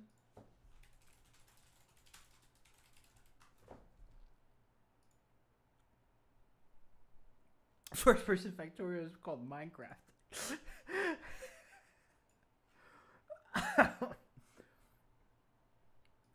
Satisfactory. Hello and welcome. It's exactly what this nigga's playing. Kind of fill. These things aren't hard. No shot. It very looks the useful. same. Nah, So it's the same exactly. This thing is playing Factorio again. That's great. He can't get enough of it. S tier mismatches in my life in terms of things that I would want out of a partner. But me and Melina have really good romantic chemistry. She's the only person that I've been with that for over a year or two, generally for whatever reason, I start to tune out romantically in terms of how I feel about someone, and I start to get like kind of indifferent. I don't feel that way about Melina at all. It's arguably one of the most important bedrocks for me for a relationship. And after 5 years, I still super love seeing her, love hugging her, love telling her, love like all of that stuff is super high, just as high as the first day we met, if not more. So that's a really This is important like tickle the back of your throat I spicy. also This consider isn't Melina to be a really emotionally intelligent person. ruin and, your you know, night emotionally spicy. intelligent person. For somebody that was, you know, whatever hippie druggy girl in a van, she manages all of her social media and employees and everything right now really well. She adapted to a totally new environment and now does exceedingly well in managing all of her platforms. So that's like a pretty big match. But it's not conventionally intelligent in the like, do you want to debate? Yeah, my Melina girl has or employees. or some random cock bullshit. Shit. So yeah, I just don't, even when I look at my own relationship, it's hard to say like what is settling. Like, did I settle for Melina because I didn't find like somebody that overlaps in every single area? That's also a weird thing too, because like let's say I found somebody that overlaps in 13 or 14 different areas, I could always find theoretically a better matched partner, right? Same thing with Melina. What if Melina found somebody that was just like me, but they also really liked hiking, right? Theoretically, that's a better partner for her. What if she found somebody just like me, but they also I don't know, they read all the Lord of the Rings books and they memorized all the Lord of the Rings lore, or they really liked traveling more, you know? Yeah, I'm just pontificating. I'm just like asking questions. So I guess don't really know Melina what the right answers are here for anything. is a Like I said, book there's reader. a couple friends I've spoken to about this, and I truly don't know what the right answer is for what is considered settling or not. There's going to be like a threshold for once you reach a certain threshold, you can make a relationship work. The important thing is probably just to identify what that threshold is, and then any partner past that. Let's look it up.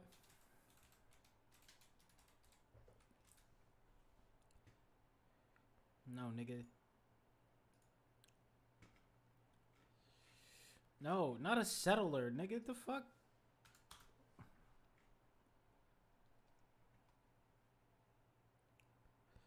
Resolve or reach an agreement about. That's literally the definition of settling. What's the negative connotation? Oh, that's where it comes from, I guess. So many ways to define settling. Oh no, this is 4. Okay. Resolve or reach an agreement about. That could be it. Pay a debt. I guess that could be it. This sounds like the main thing that people talk about when they mean settle in relationships. We're sitting, come to rest in a couple of... Nah, that's not it. It's this. It's number 3. That's what people mean when they say settle. They settle for like someone or settle for a new job or some shit.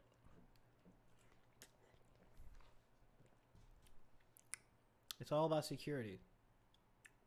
So when you settle down, right? You settle down. I guess it's a mix of these two things. Comfortable, secure.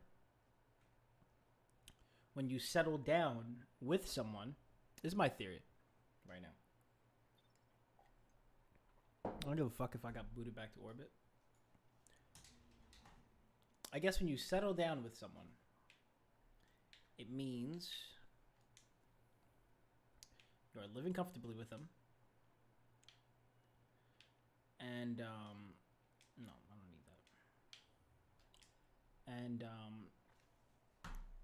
you feel secure. Settle as negative.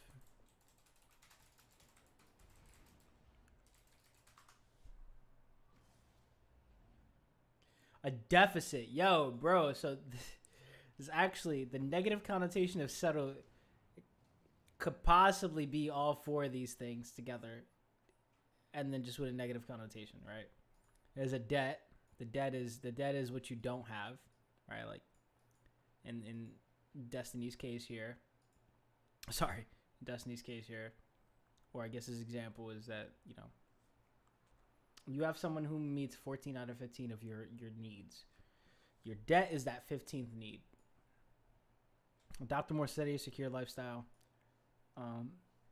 Right? This is what you're going for. When you go 13 out of 14 is good, but that 14th is bad. But we've agreed upon it. Boom. And then we get to chill at home. I don't know. Like this is very, very brain dead layman's term shit, but that's what I assume the negative connotation comes for, is because people, instead of going, hey, I've come to a point in my life where I'm okay with just having these things. I don't need everything. So it's okay with me. I'm okay with it. Boom. Got this person. Da-da-da-da. Or I got this job. Da-da-da-da. You've settled down. or you've settled.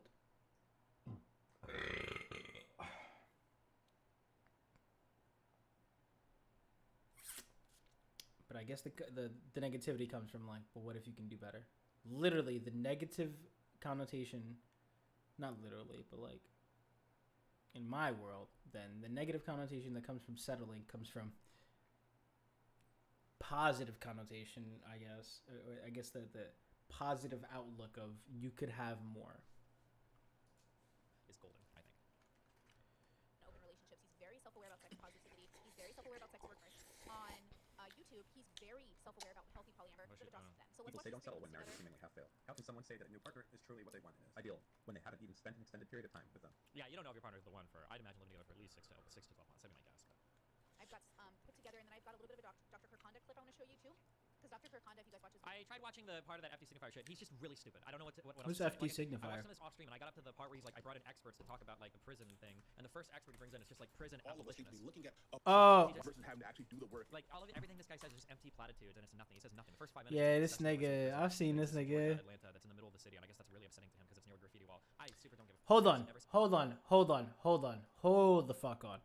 I have this in my watch later. FD Signifier is the person who made this. Spicy hot take coming at you right now, and that is anime is weird. With the dum on top of it, the fucking sound effect. I don't think I'm ever gonna watch that video then. I think I took it in. I'm pretty sure it was in my watch later, and then I removed it from my watch later. Let's see.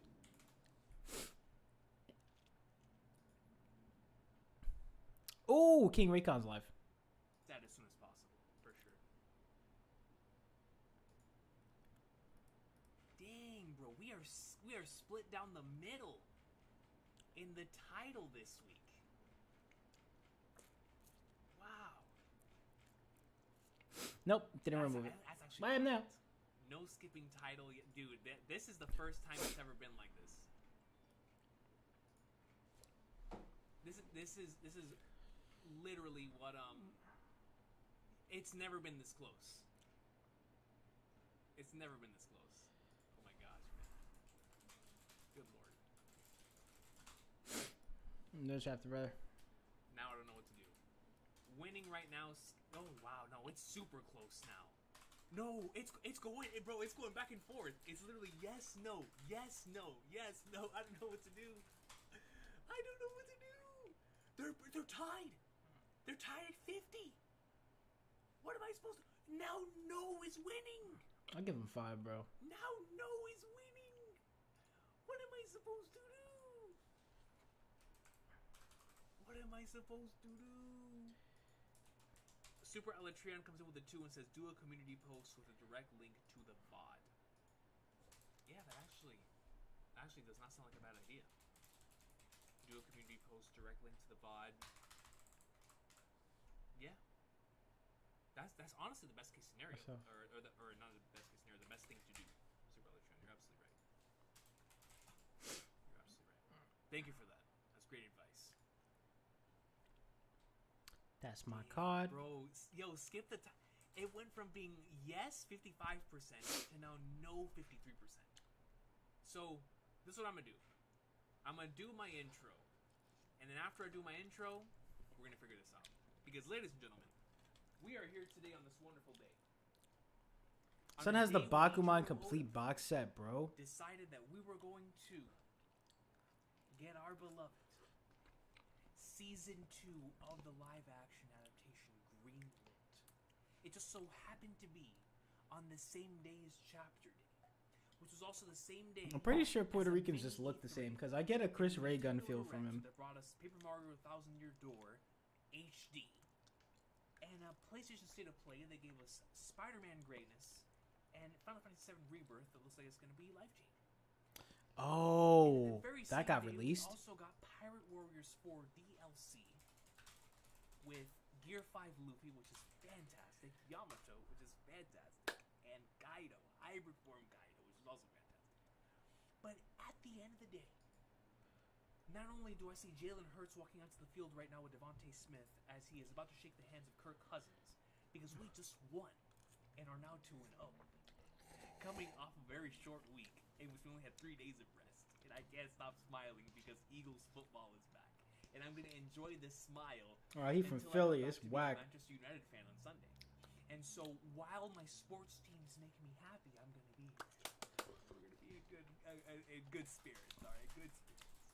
And so at the end of the day, after Eagles football, what is waiting for me? What is waiting for Oh, me? it's New Jersey and Connecticut. I always thought it was New York, New Jersey, and PA.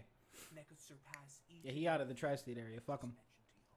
It is us in the middle of that egghead greatness, coming off of one of the most hype chapters that we have received in a year filled with hype chapters, where we get this man Zoro pulling up on Robert D, followed by a sequence of Mugiwara no Luffy going in and kicking Kizaru. Are you kidding me? Emperor Admiral Greatness. And all I want is for this week to continue that. Please! Please! Let's get some heat. Let's get some peak. Because we are here for the What a series fucking that hype, bro. represents I the love this man. universal language. The series that goes up in Lexor because it most certainly is the Sorry. best-selling manga in history. And we are out here going strong. And you better believe we're only going to be getting even stronger. More people getting into it through the live action. More people getting into it after the Gear 5 stuff. More people getting into it knowing that we're about to enter or we're already in the final saga, but the anime is about to enter the final saga. And all we know is that Superman right now is at the throne, but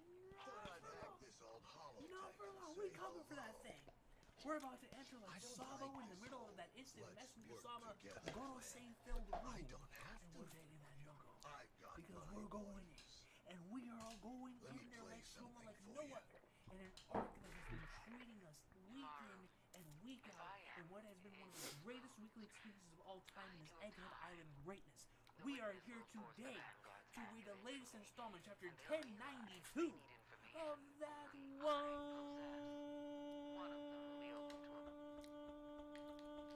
Wait, what's going on? What's going on here? Peace. I love you, Oda, but if we go out installment chapter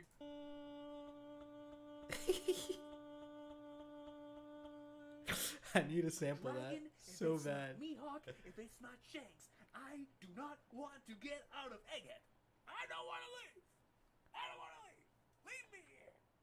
Leave me here. And so we are here for the One Piece. Wait, how did this fucking... I'm ready, man. What? How are they closed captioned? Let's go. It's finally time. What is it now? 53% skip the title? No, 53%. No skipping the title. I'm gonna let him be. So it Go looks back. like we I gotta do may that. not be skipping the title this week. We may not be skipping the title this week. Alright. Here we go.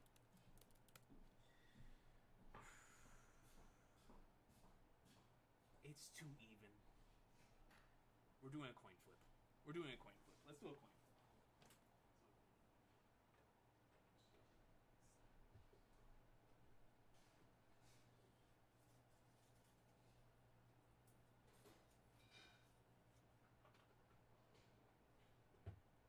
Alright, ladies and gentlemen.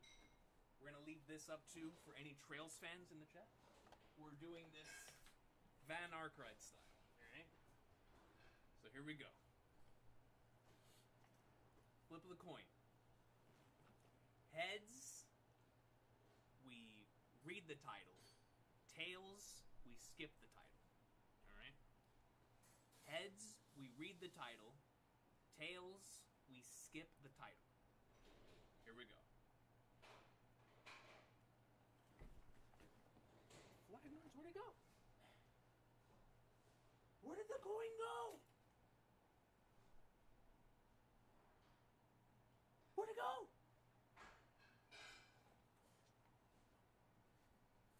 Yo!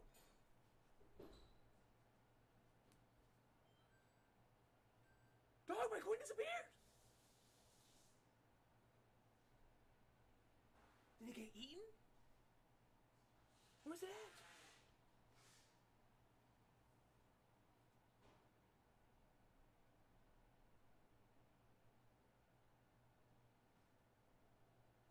Dude, this thing is gone. It's completely gone, bro. Well, there goes our chance at doing over a coin flip. Oh, God. Are you kidding me? Where's the coin, dude? Bro, I had one job, and I can't even do that right. I had one job.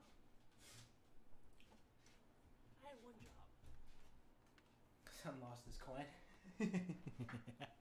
Dog, where in the world? That's so cool. And that's just all the One Piece. Alright, we're getting another coin. Some Hunter x Hunter with the worst dad in the world. More One Piece, I guess a sticker board or some type of calendar thing. Mario, I'm assuming. Alright, damn, is that Lemillion? Rip. If I lose this coin, I don't even know if I should read the chapter. I don't know if I'm worthy of reading the chapter. So here we go. Heads, we're reading the title. Tails, we're skipping the title. Here we go.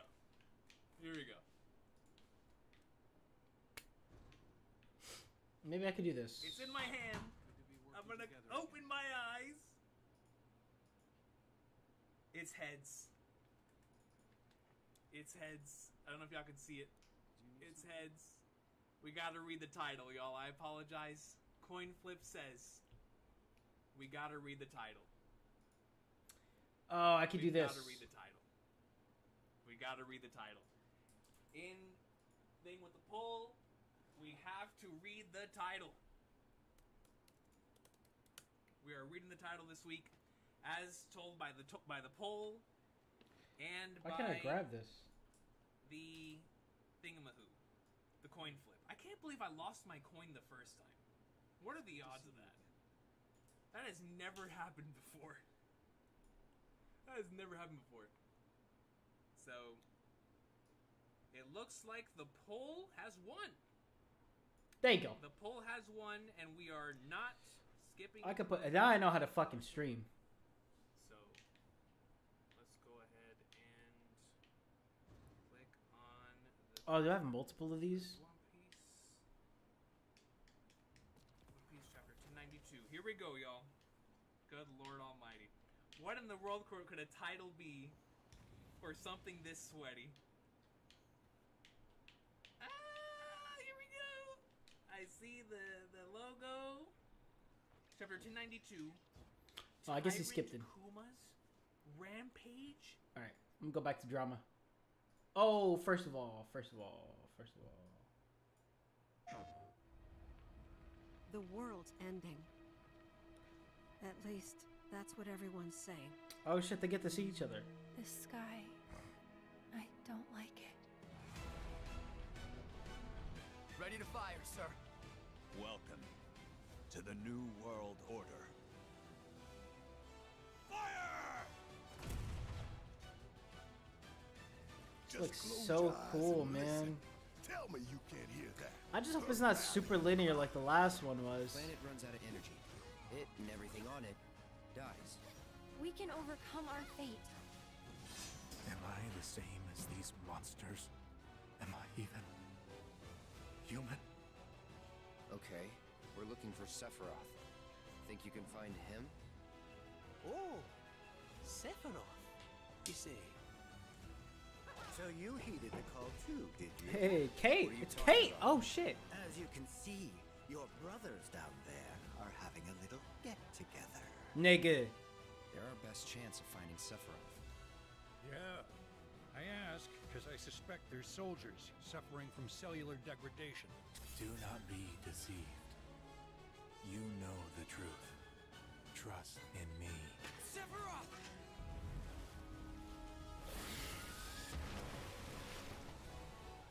Come on! The boss battles, bro.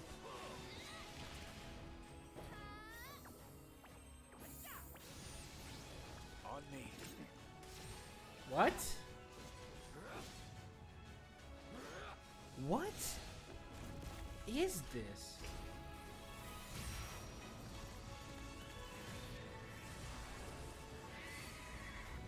Oh my god.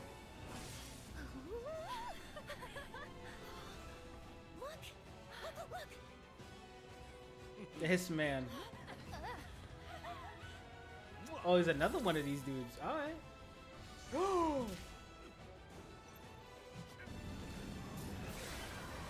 Bro, the mini games. Excuse me. Could you look after my friend? Just for a bit.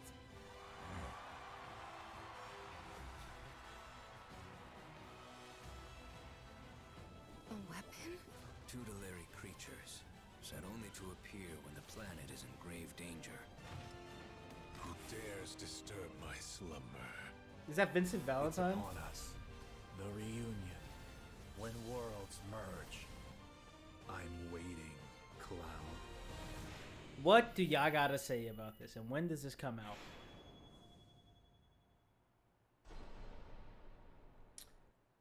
On 2 discs? Holy shit, I'm getting the physical.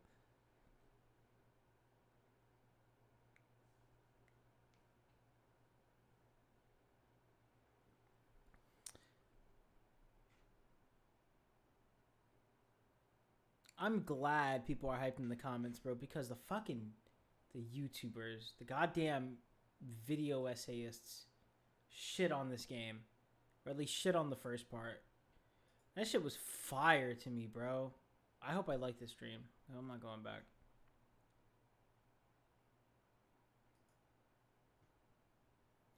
Like, Remake did not deserve...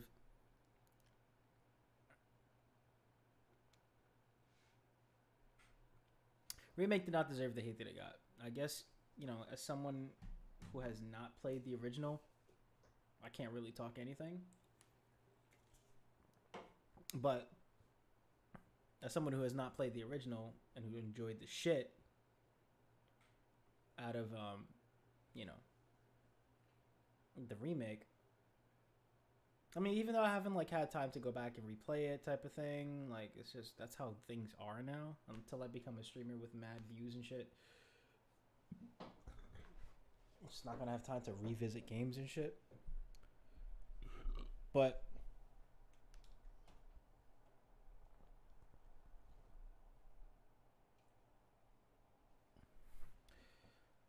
until then, you know, it's whatever. But as someone who like kind of just like first played through, doesn't really know what they've retconned and shit, as a game, pretty fun.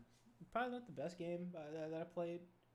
Looked beautiful. I mean, not so much beautiful on my PlayStation 5 because of all the background rendering problems that it had. But aside from that, shit looked great. Played smooth. You know, getting used to that system. Huge fan of 15, so you know, again, grain of salt. And that was 15 the base game, right? Like I haven't even had a chance to go back and play 15 Royal Edition, but I would if I could. Yeah, music is great, combat is great, visuals are great. One thing I really didn't like about the game is that it felt linear sometimes, and I thought that it was supposed to be like a real like open world buster, but it's whatever. It's a 3-minute long. Content. You deserve it. It's a cinematic trailer though. Like, nah, I don't trust anything Cyberpunk. You're not getting it from me. You're not getting me. Said anything interesting or thought-provoking to me in my entire life. Maybe we'll watch it later if I'm really bored, but I don't know. It's just, ugh. Work on YouTube. He's Sorry. Beloved acolyte. Oh, she transforms again. Violence, bearing tides raw and sweet as bitten sores. A voice from the deep whispers. In your immortality, Erismorn, may you never cease your demand for vengeance. I refuse. In time, I will destroy this hive form alongside the rest. Its power has no hold over me. Ziggurat will not fall to might alone. Every clash of blades invigorates her. Even now she feeds, as she has fed since the first red cough, the first war song. Still, I savor every tithe. Their strength thrills me, and there are so many old debts to repay. But this is not the time. The cards speak of change. A ripple is cast. A great shadow rises from the sea of blood. Something is coming.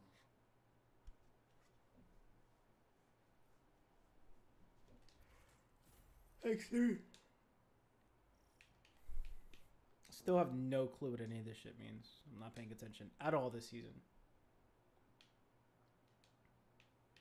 I guess I'll do Seventh Inspire.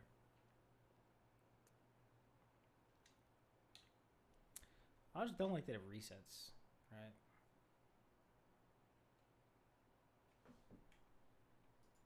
Very self-aware about healthy polyamorous and open relationships. He's very self-aware about sex positivity. He's very self-aware about sex workers. He's so educated in terms of alternative bubbles, even though he isn't in an alternative bubble. He's monogamous. God, Brittany, I hope you brought enough loot for this fucking stroke fest you got going on. Poly and toxic poly. Just because you're poly doesn't mean you're healthy. So many people in poly and open relationships think like I'm better than the monogamous people because I'm open and modern, but like you're just as toxic as your baby boomer parents. And so there's something to be said there. Just for clarification, I see a comment that says, would an erudite be an example of healthy?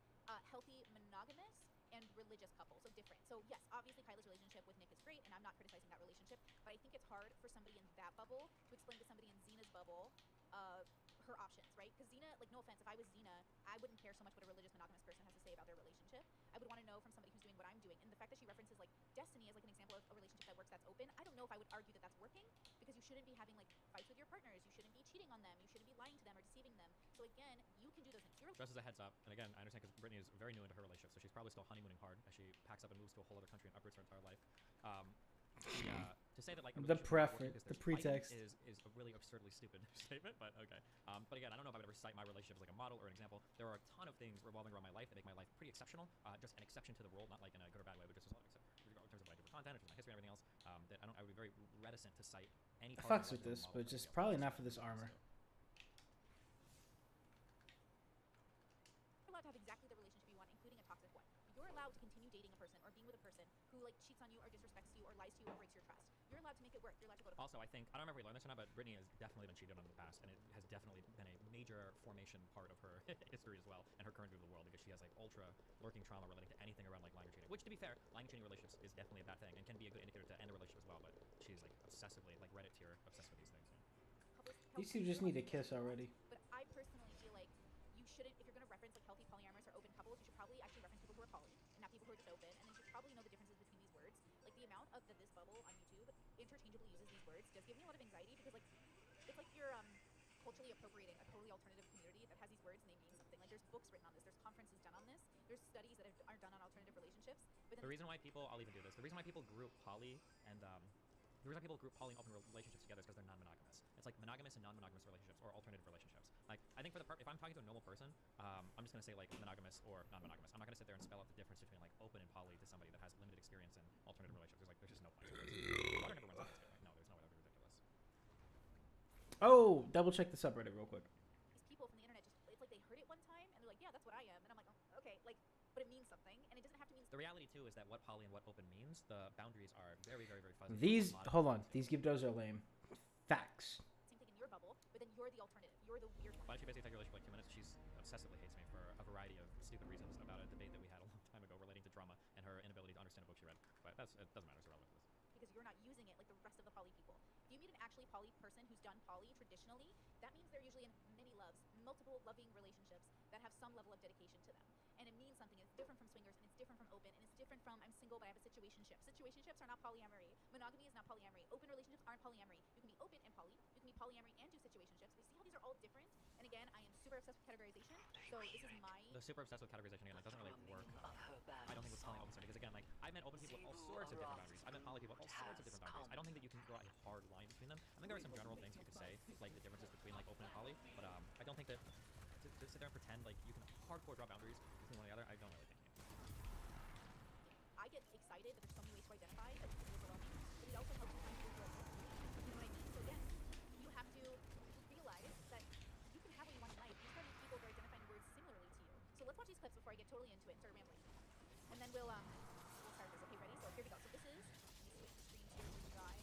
Okay, so you are seeing Erudite's Ah, fuck off. the sound should be good. It's probably gonna be really loud because there's a lot of people on the panel. And I just want to start here at this time stamp. This is 37 minutes in, and this is from I'll tag it in the chat so you guys can see it. I'm just I just want to do for volume split. Pull up, pussy.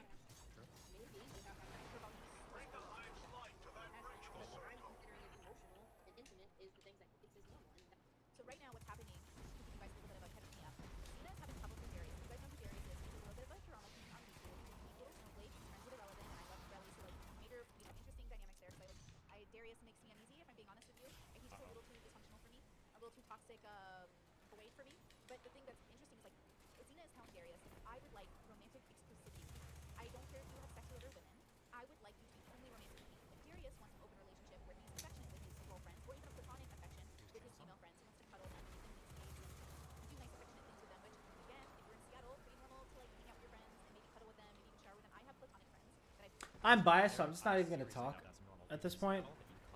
I'm gonna wait. That sounds like something only a girl would say. There's no shot. Let them know fear. I don't care if you have sex with other women. I would like you to be only romantic with me. But Darius wants an open relationship where he's affectionate with his girlfriends, or even a platonic affection with his female friends. He wants to cuddle them and make them do nice affectionate things with them. Which, again, if you're in Seattle, pretty normal to like hang out with your friends and maybe cuddle with them, maybe even shower with them. I have platonic friends that I've. Just to be clear, I seriously doubt that's normal even in Seattle. If you I don't understand showering with a friend. That sounds like something only a girl would say. There's no shot. Those guys that are cuddling and having showers with you are so deep in the friend zone, okay? They're taking razor blades out of their closet. No shot. Cuddling, maybe, but still long shot. That is a take from Britney's world. What? Hello? Is everyone retarded but you? Like, I'm not saying that I want to shower with my friends. Why do people keep getting this? Why do people keep saying this? And also, the Spotify blend link is not a playlist. It's not a mixtape. Do you get that? Do you get that at least? That's a lot going on there. Do you not get that? A Spotify blend link being different than a mixtape. What part of this conversation do you want to have right now?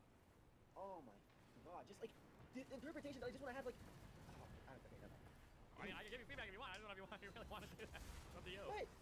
It sounds not like. agree? Well, I mean, it sounds like you want something a little bit more romantic with the drinks that you hook up with. I mean, sure, but it's not that romantic. It's not like sure, if that's the bar for romance, like doing a Spotify blend, like sure, then I guess that's what I want. But like that's not like connecting with somebody on an emotional level that you also have sex with is almost always going to transcend just like a normal hookup, right? How many girls have you done this with that have gotten obsessed with you? Do you think that's an accident that keeps happening over and over and over and over again?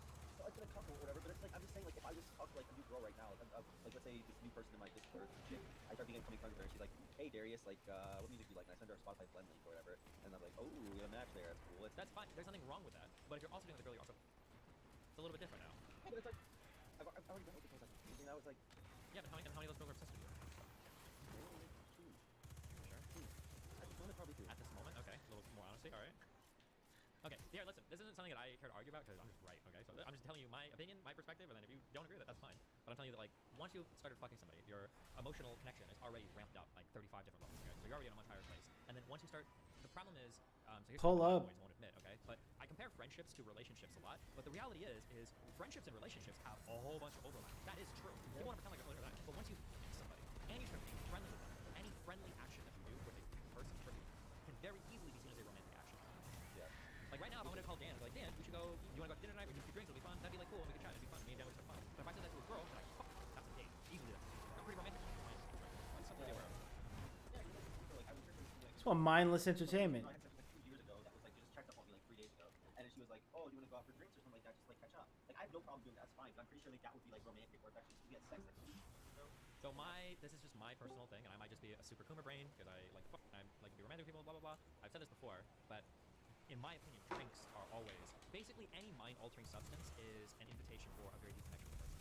If I like I said, if a girl asks me out for drinks, I'm assuming like unless I do something worse. So if I don't ask anybody and then they message me like, hey, do you want to go for drinks? I'm like, yeah, actually, we're doing stuff today. That would just be my suggestion. Otherwise, why not? Because the platonic version of drinks is what are you doing tomorrow morning? Do you want to go get like a coffee? That's like the platonic version. Drinks and then dinner. That's like way more in my opinion. I guess the context of this specifically that she works 20 mornings, so it's not after. No, she doesn't work 7 days a week. That's not true. There's no shot. Well, coffee on like a Saturday. What's wrong with coffee on a Saturday or Sunday?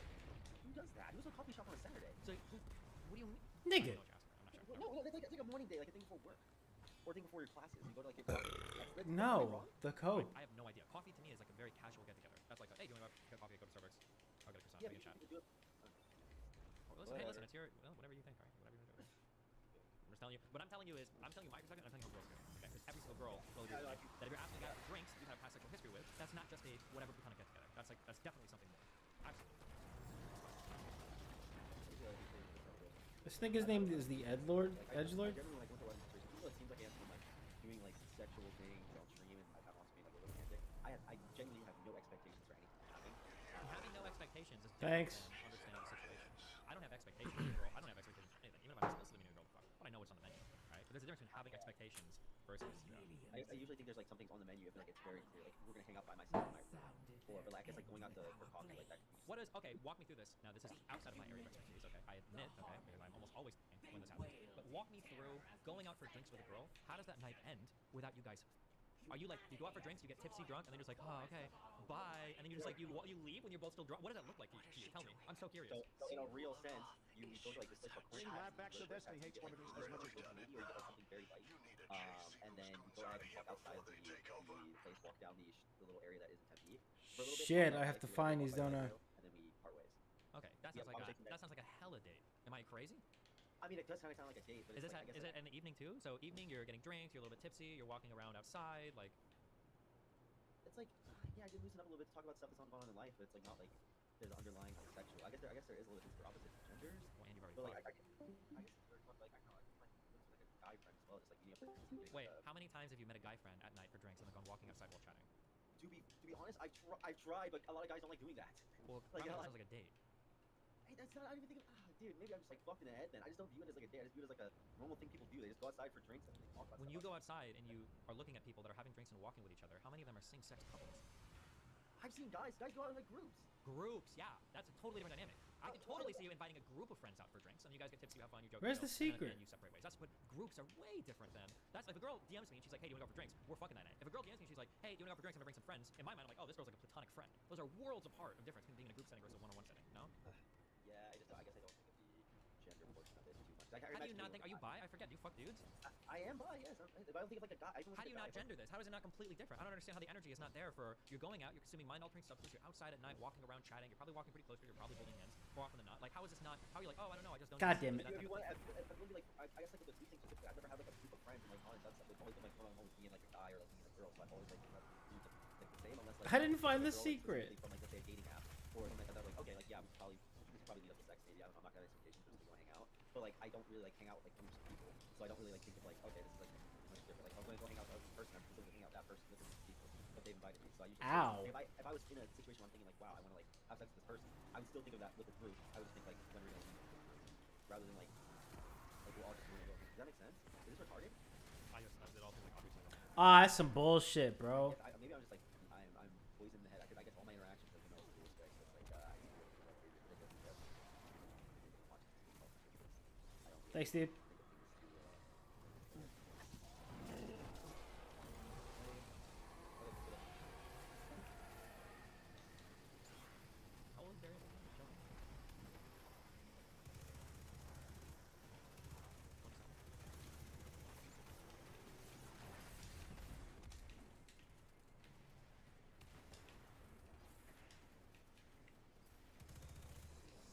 I could be Coomer brained on this, but there are so many other ways to hang out if you're guys and girls than going out to get drinks at night. It's just like it's such an obvious setup to fuck. You go out, it's nighttime, like nothing left to do in the day. It's a one-on-one environment. It's already dark outside, so it's setting the mood. You're drinking alcohol, you're getting a little tipsy, you're loosening up, you're opening up to each other. Like restaurants and bars are closing. What are you gonna do? Like that is such an obvious setup. If there was a girl that let's say for the first date, I wanted to get to know me and I don't want to have like a weird pressure, or if it's a friend and it's literally this is just like a friend, then I would ask for coffee. I've been on coffee dates before. Those barely ever lead to sex. It's just like, oh, we get out, we get coffee, we chat for a bit, we push up, and then we part ways. And that's like this morning, that's what we should do, like super obvious thing. What? Why did you rejoin the point? Okay, is this possibly a defense? Is that I'm in Arizona? You can't do anything during the day. Like literally, it's way too hot outside. You can go out. I've been to Phoenix several times. You can go out in the day. Fuck. It's hot. People do it. You have an air conditioner. You drive. Every place indoors air conditioned. Okay. Yes. You can absolutely go. You're not going outside and like running track, but yeah, you can go coffee. Yeah, but dude, fuck, it's so fucking hot. Literally everyone's out right there. Like I'm gonna go outside, even like to a coffee shop. That's only like I feel like you're in Washington. I'd like want to go to a coffee shop. It's beautiful outside. It's nice. You actually feel like we can go on a walk outside afterwards. But like you're not gonna do that in Arizona. Like I don't know. I don't know if they're putting in something but like fucking Arizona. And I'm in a college town. When you did Boston, Washington, you were still fucking a woman. So what's the difference there? What was that argument? Was that an argument? What are you saying? That's well, the two. So I mean, that's. Oh shit, Xena joined. This is right about what you said. Oh, never watched this before. Like instead of just coping and saying, "Oh, just say that that's just how you are as a person." Just take accountability and be like, "You just like to be that way with women." It is romantic to go get drinks with them at night. You're always trying to fuck. Like just say yes. I'll do that.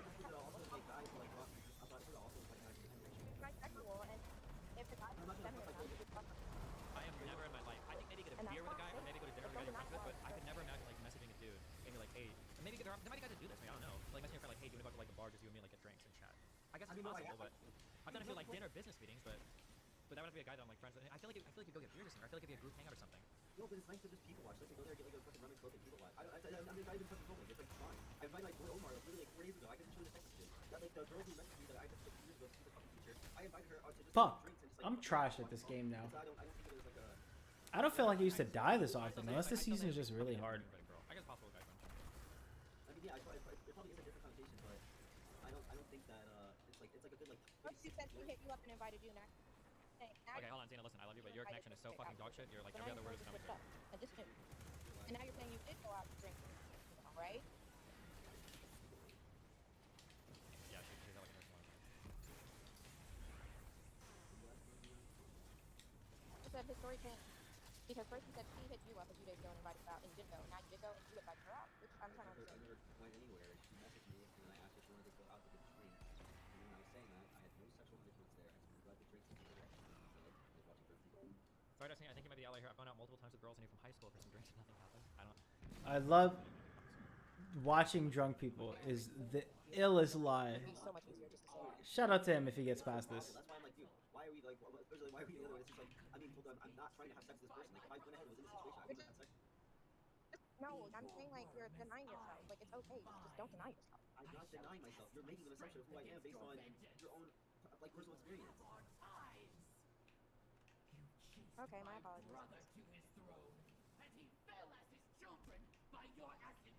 You know, this isn't an issue. This is a recurring theme. Maybe I need to look into it because, like, technically, You're like, assuming. Wait. First, you're assuming I'm angry. I'm not angry. Here, okay, the big problem you have is that both of you are fucking retarded, but in completely different ways, and your retardation clashes on like every single different level because you both have horrible understandings of yourselves and what you want out of life and a relationship. So that's what's happening. But I'm just here listening, I'm along for the ride. You know, here to support both you guys, but. Yeah, but maybe I need to drive Seymour off from this place, or she will overrun the throne world and Well, you like doing what I mean. I don't am listen. We don't have to have this conversation. Probably you don't want to. Okay, you don't want to like just fucking roast the fuck out of you. Okay. Also, I'm not perfect either. I make mistakes too. But like, you like doing what you're doing because you live your life as a fuckboy. So you have every single girl around you on a string Fuck. for romantic or sexual access whenever you want. While all of them are like in limbo, feeling fucking horrible. Of course, you like what you're doing. Like, yeah, that makes sense. But the question is whether or not it's like healthy for people around you, or whether or not it's going to give you good long-term relationship outcomes. Like what you're doing right now is really good for the life of a fuckboy. But if you're trying to get more serious, to settle down, or if you're wondering why you're having like so much strange conflict around here, I think it's because the way you approach these interactions and relationship hangouts are very. There's a particular type of style that's gonna like lead to the same thing over and over again. No sister to you. I don't know how to explain this, but I feel like there's a I guess I have training people. I'm not saying like no, we're never gonna date. When I was single, the conversation was that we could possibly date in the future. I just need to get over my personal shit and just like see if. That's like that answer that you're giving is the worst answer. Like at least I can use the excuse of if a girl gets obsessed with me, at least I can point back to the conversation. Listen, I told you we're never dating. I'm married to Melina. I'm not breaking up. Like that's it. But when you're saying things like, well, maybe in the future there could be something. It doesn't matter. That's how things work. That's like poison to a person's mind, right? That is like the most toxic type of thing you can ever say. He is trying to play as many sides as possible. On a string, right? You're spinning plates basically. Clear out the score and take the spy. Well, no, not in my opinion. Honestly, if he were to answer like how you just would say, then there'd be no problems at all. Like if that's just how you respond to people and you keep like those boundaries by saying, I'm doing this, I'm with this person, this is this, like yeah, that's easy. Do whatever you want then. Well, what you just said, and that's your accounting of virgins. So I imagine that's the most. No, he said. What? He said that's what he would say when he was single, like. Okay. Oh, sure. Yeah, maybe. Yeah. But I'm saying like even when you're single, like I feel like. Because also that answer, Darius, if we're being truthful, that answer is not honest as well, right? This is something some people might get mad at me. I don't believe anybody. When people say things like I'm not ready for a relationship, I'm working myself, that's not true. What that means is they just don't feel strong enough about you to jump into it. There's no person out there that is quote unquote working on themselves, waiting to be ready for a relationship. If they find the right person, they're gonna jump into it. And trust me, I see especially girls, but I'm sure guys probably don't lie to themselves as much as girls do about this. But I've seen girls all the time do that shit. Like, oh no, like I'm not gonna date any guy for a while, I'm not ready, and then 2 weeks later she meets a guy and like, oh, cool, I'm in a relationship, right? That doesn't matter. So when you're saying that, also I think it's probably the same for you. I seriously doubt you're like, oh yeah, like I want some deep introspective mindset right now, and you know I'll maybe wait in the future. You're saying that because you probably don't want to date a girl over because you're spinning on the plate. You're looking to date maybe another girl because you see how that works out first. Why am I still getting hit? That's what I hate about the Scorch. It's that I do genuinely feel that way, and then like maybe it's something else going on. Maybe like because I see a lot of people girls say that, and then they'll date someone like oh, but then like they'll get out of that relationship and they'll be like, well, I kind of felt like I had to. Like things were kind of just like. Okay, that's fine, but like you almost dated Grace on a whim, right? You almost dated that Ava chick on a whim. Now you're dating Xena on a whim. I mean, like, what's the difference between you or any of those other people? I mean, yeah, but I think that goes again with like the thing to read. Like, if I really like got to those things, I would just.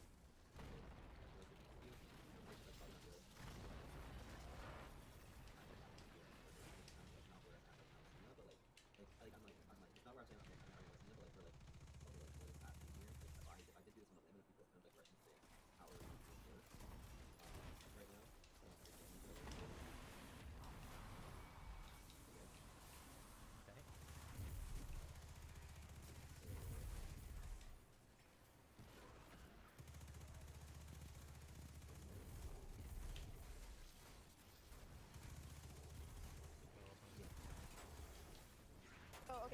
almost dated these people because first is content versus bits, which is the direction.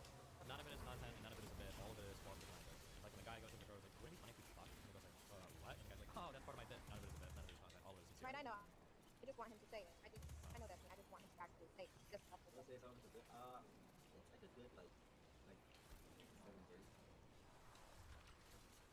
70-30 what you dated Ava. 70-30 what you almost dated Grace. Meaning there was emotional attachment and you did like them. So you can longer after this point say anything was responsible bit. So just admit it. Cannot even hear Darius at this point.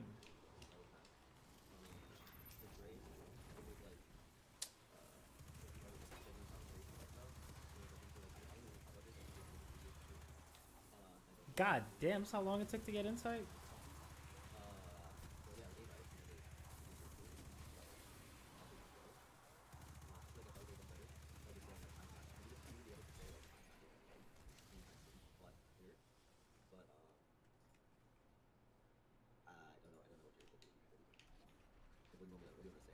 Like when I flirt with people, I am like yeah, I think they're attractive, but like that. Yeah, doing a bit around like joking. Okay, so Nitpick alert. What was the approach with me? For What do you example, want me to said, say is the weirdest thing preferably, like, you you can know, ever maybe ask for years, someone? I wasn't ready, but obviously I got to know you more and agree to you basically pushing a relationship. I asked why you wanted to do that. When you told me that you wanted to be single for at least 2 more years, and figure your life out, why you wanted to get in a relationship. That was it.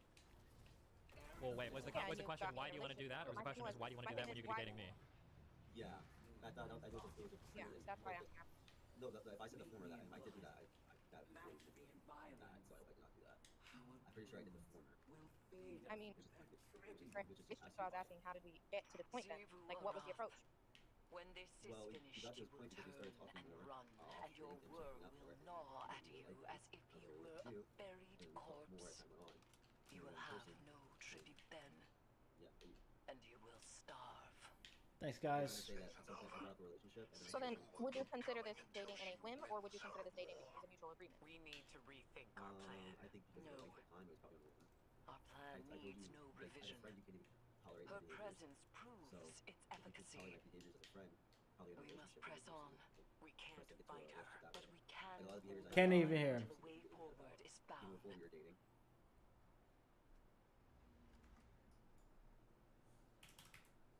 I don't have sex with friends, which is what I told you I would.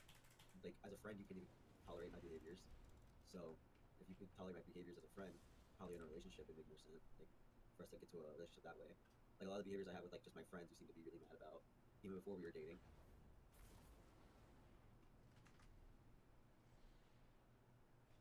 I don't have sex with friends, which is what I told you I would not have sex with you if there's no relationship off the table either. I don't fuck my friends. You do, not me. It's okay. We're just different people when it comes to that. I don't fuck my friends. And then we have a relationship. Right now. But then through that I'm just making it clear for Destiny's. Wait, what did you? I'm sorry, hold on. Wait, what did you just say? I said I'm just making it as clear and transparent as possible for your analysis. Like, there's no issue. Never mind. Okay, you're good. I'm sorry, I heard that. Yeah. I'm just trying to. Because that Britney bitch, I don't know who she is, but I want to fight Britney. The only Fair. reason there's been issues since we've been dating is just because of the constant like meat watching on me and the outburst and frustration. Okay, I don't know. Isn't meat watching kind of like what you do in a relationship? Like, I mean, yeah, but it's like every single thing is like some sort of an argument.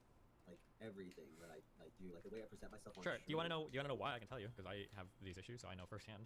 The issue is that if you present something one way and it turns out to be another way, then in the other person's mind, one of two things is happening. One, you're retarded, so they have to constantly check you to see if you're actually retarded. Or two, you're lying, and they have to constantly check you because they don't trust you. So if you've presented, for instance, certain relationships as just friendly or casual, and then the other person finds out that, hold on, these relationships are way more romantically inclined than I thought, right? Especially keep in mind the space that Xena comes from. In Xena's world, a hookup is you meet a chick at a party, you smash her, and you don't even fucking stay the night. You might not even trade numbers, right? That's what hookups Yeah, in her world, where she comes from. mission. And in your world, it's flying out to places, How long do I dinners, have movies, left? cuddles, showers, sex, friendship, texting, right? It's a totally different style of relationship and presentation. So if you tell her that it's one way and then she sees it as a completely different way, right? Like in our world, our style of hookups might be more than in her world, but she's heard people doing relationships, right?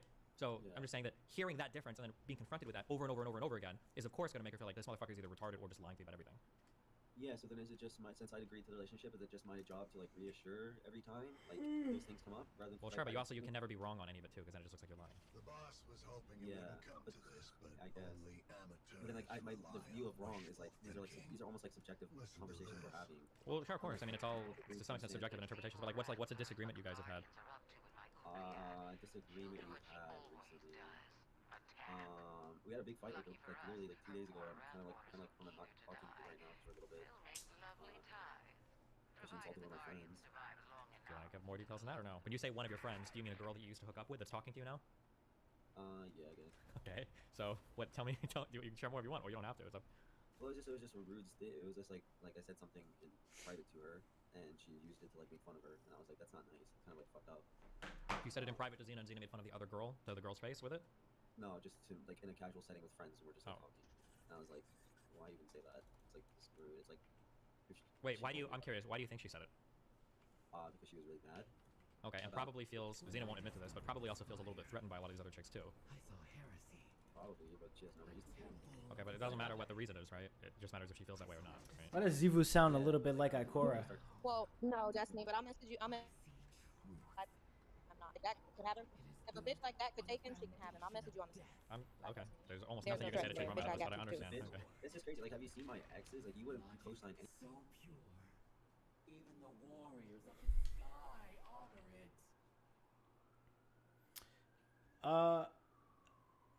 I kind of dislike the fact that Zivu is kind of exactly how she's been set up to be. Weird take, I know, but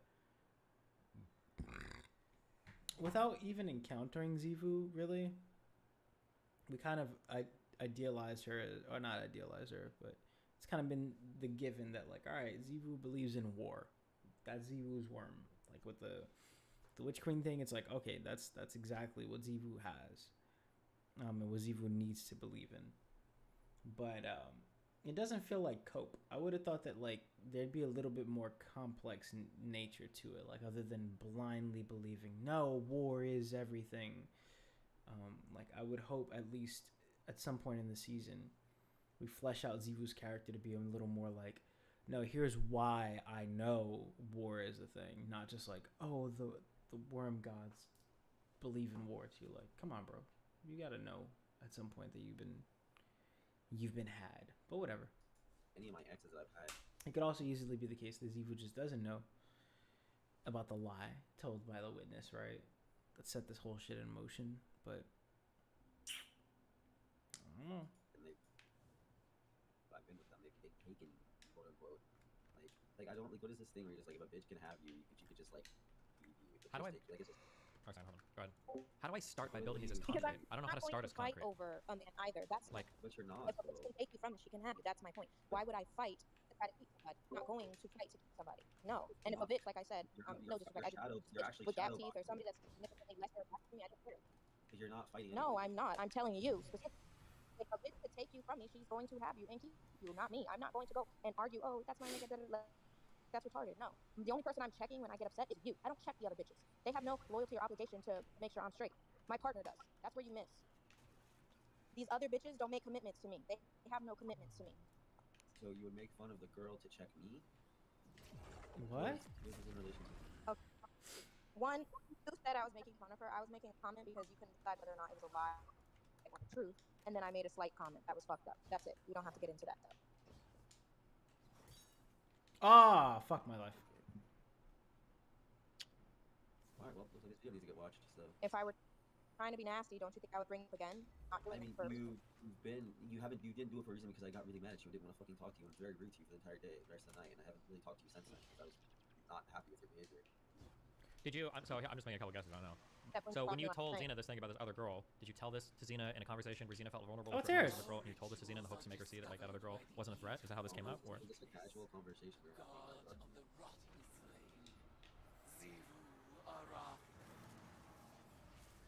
Show her that the logic of the sword is no longer the hives alone to wield. Okay. Personal stuff. Okay, probably don't do that about anybody, right? Yeah. Why we don't do what? Talk about personal things? We don't share like really personal aspects of other people's lives with other partners. You don't talk to Melina about like your personal stuff with other people sometimes? me and Melina share almost everything, but me and Melina have been together for 4 or 5 years. Yeah. So like I've got a higher good. level of trust that she's not about to like burn the bridge and just start leaking shit or saying crazy shit to other people. Yeah, and I mean, I get that. I mean, someone who's my girlfriend, I'd like to be able to, like, I mean, maybe I should. Yeah, but I'm using girl, not to be mean, but we're using girlfriend here in air quotes. You guys have been together for what, weeks, a month. Yeah. You guys have known each other for like 2 months, like yeah. Yeah, so I mean, like, I guess I don't know. Are you about to add her to your will or something, or I mean? No, but it's like a personal thing, and it's like I don't expect like my girlfriend to just like randomly like just start airing that out. Okay. Or just like using it in like a casual conversation with me as like a way to like really like I get it now. Like I'm like, okay, yeah, like fuck around and found out, and I guess it's kind of what I was doing. Like okay, I can say this thing, and if you break it up, I understand that like I fucked up there. But like now that I found out, I'm like, okay, well, like why do I have, like that's where I'm like frustrated. I'm like, okay, well, I'm with the party that will do stuff. Oh, I gotta kill that thing. So I need to assess my situation. Okay. Alright. Yeah. Indubitably. Right. Whatever the biggest deal. Thanks. Good, Dina? You got anything else to say? Okay, so what was the call about last night then? No call. When you called me last night? I called you to apologize for my behavior because you want me to be like open and honest, or Okay. Okay, but now you're acting. But now you're wait. But you're also preaching that it's. But you're preaching that it's also justified. Now that's the only reason why I'm asking. So it's either you were. I'm not preaching sorry. my behavior. I'm not preaching About my it. behavior. Things you're not about it. I'm not preaching my behavior is justified. I'm saying you getting my behavior towards, like I said, you want me to be like completely honest, because like if we could, I'm apologizing for what I was apologizing for is my behavior with how I was handling your situation. No, you can be completely honest in private then if that's. Okay. Well, I was. Okay. All right. That's what I'm apologizing for how I was reacting to you. And your shit. I was not apologizing for being upset about what you did. That's not cool. Right, and I also took accountability. Get suspended, bitch. Because it's a trust thing that you have to issue with. Is you told me something in confidence. Okay, yeah. Okay. Huh? Yeah, no, I knew that. What am I supposed to do with that? Like, now you, you've already done the action, so I can't just, like forgive you. Steven has to watch the video. This is really...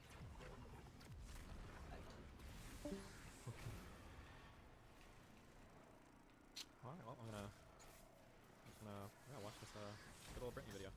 You can check when you have time. I sent you a private message. Okay. Well, I'll talk to you I later. sent you a private message. You can check later. Yep, see you later. To explain more. Huh? Never kiss. Do nice affectionate things with them, which again, if you're in Seattle, pretty normal to like hang out with your friends and maybe cuddle with them, maybe even shower with them. I have platonic friends that I've never kissed, that I've never like sexually been involved with, that I've taken showers with, that I've had threesomes with, where we didn't do anything together. It gets even more wacky. Bro, what? No. But we've like focused on their partners, or I've done BDSM with people that have like never touched my genitalia. So for me, of course. Bro, that is a very specific thing.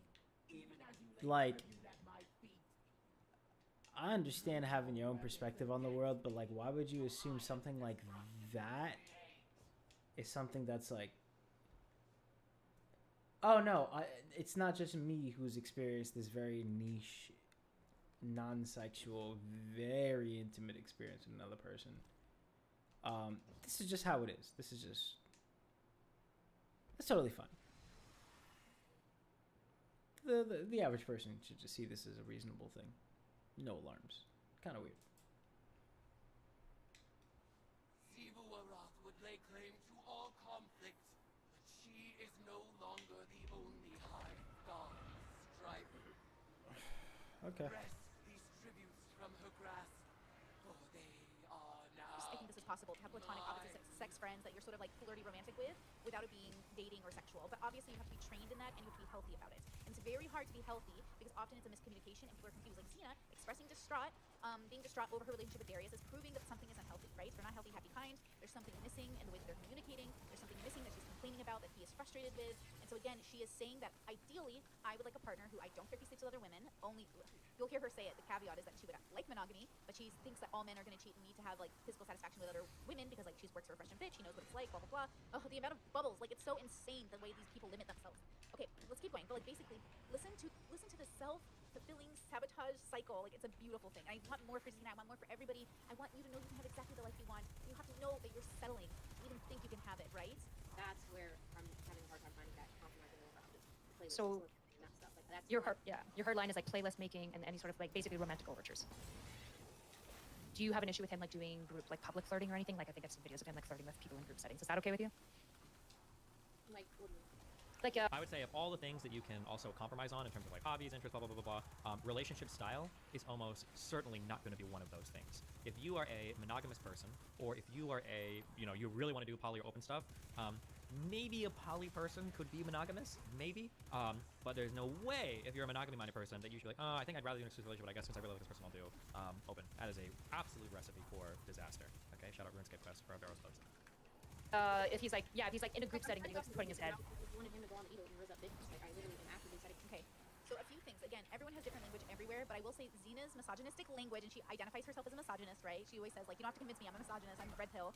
But, like, she is very misogynistic in her language, which, like, I understand, girl. I feel you, you know, it's a little pick-me, but I get it. Where you're trying to say, like, these bitches, these hoes, like, riz up a bitch, like, find a bad bitch to riz up. Like, her language is so interesting to me because, again, in a healthy setting, we don't need to demoralize other people to humanize ourselves. In a healthy setting, I don't need to call a woman a derogatory term to, like, uplift myself in my relationship with my man. Fair. That at the very end of the stream, the But way that's she her said, own like, personal issue. I don't know if that has to do with the this relationship. language, this possessiveness is completely toxic. There's just like no healthy relationship in which it is reasonable and rational and a completely confident person, a person who's completely good with themselves, to feel the sense of unnecessary ill will towards another person, right? You can feel it, you can feel disdain for their lack of values, but again, that's your values on them. You can feel like a little bit jealous. Jealousy is normal, you know? You can work around this. What is this? But even her language is just so dysfunctional in and of itself, which again, everyone speaks differently. You can use the word bitch towards a woman and not mean it derogatorily, but it's a very fine line. You have to know how to do it, right? It's a very fine line, and I don't see Xena expressing that. And again, she does self-identify as like a misogynist, right? So like, I'm not hating on her. I'm just like clarifying what bubble she's coming from. I don't like, there are times where it's okay to say this person is different and no judgment, and then there are also times where I think we should probably be doing a little bit more condemnation.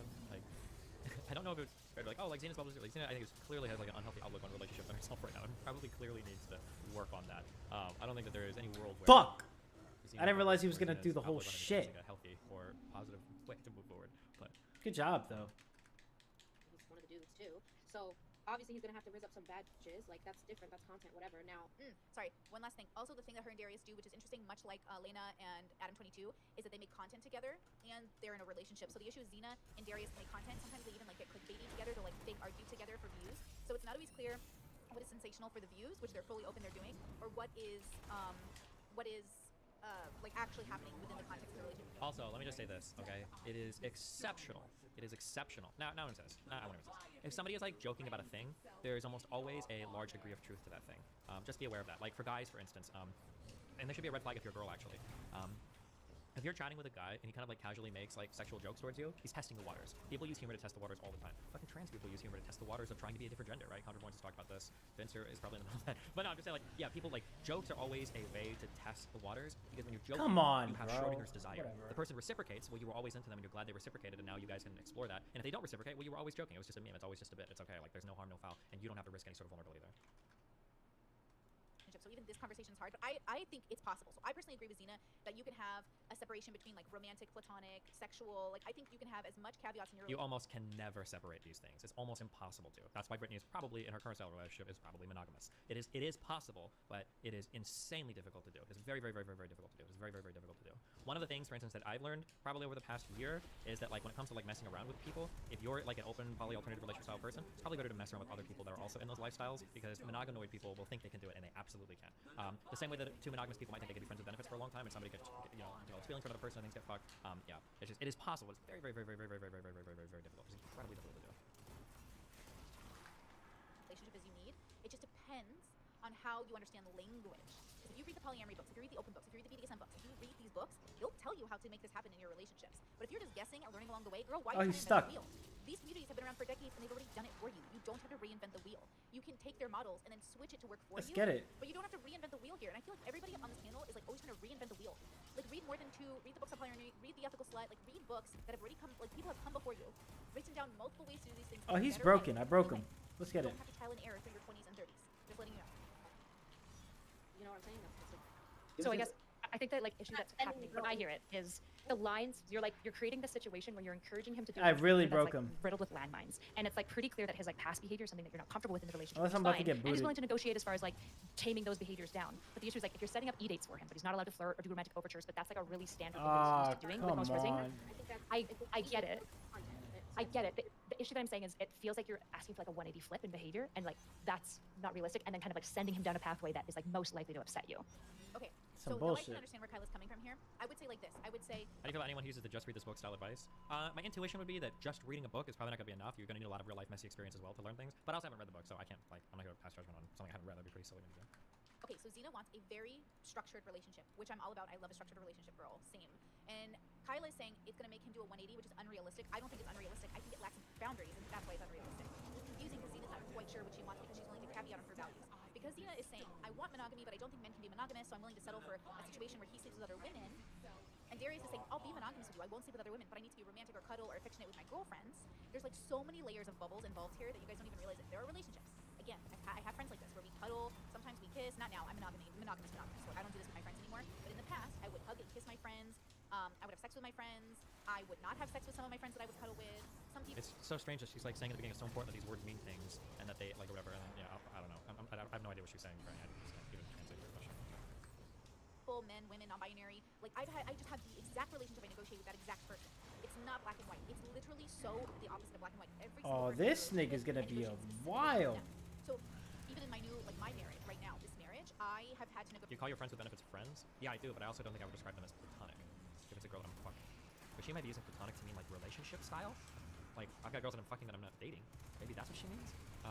But even that gets like kind of weird. Like what does it mean to be like, for instance, what does it mean to be fucking somebody but to be friends with them, but then like not dating them? I don't know. Yeah. I feel like the real issue is that like these words are a little bit restrictive, and it's kind of hard to describe exactly what's going on because we've got such established meanings for these words that you probably need to invent new ones to explain what's really happening. Kind of like how like the question of like are Trout's gay, right? Is it gay to have sex with a pre-op trans person? Like I don't know if I think our current language has too many limitations to adequately address that question by just saying is it gay or is it not gay, right? How much coal per minute do these factories consume? God, it's gonna 15 take to 30? forever.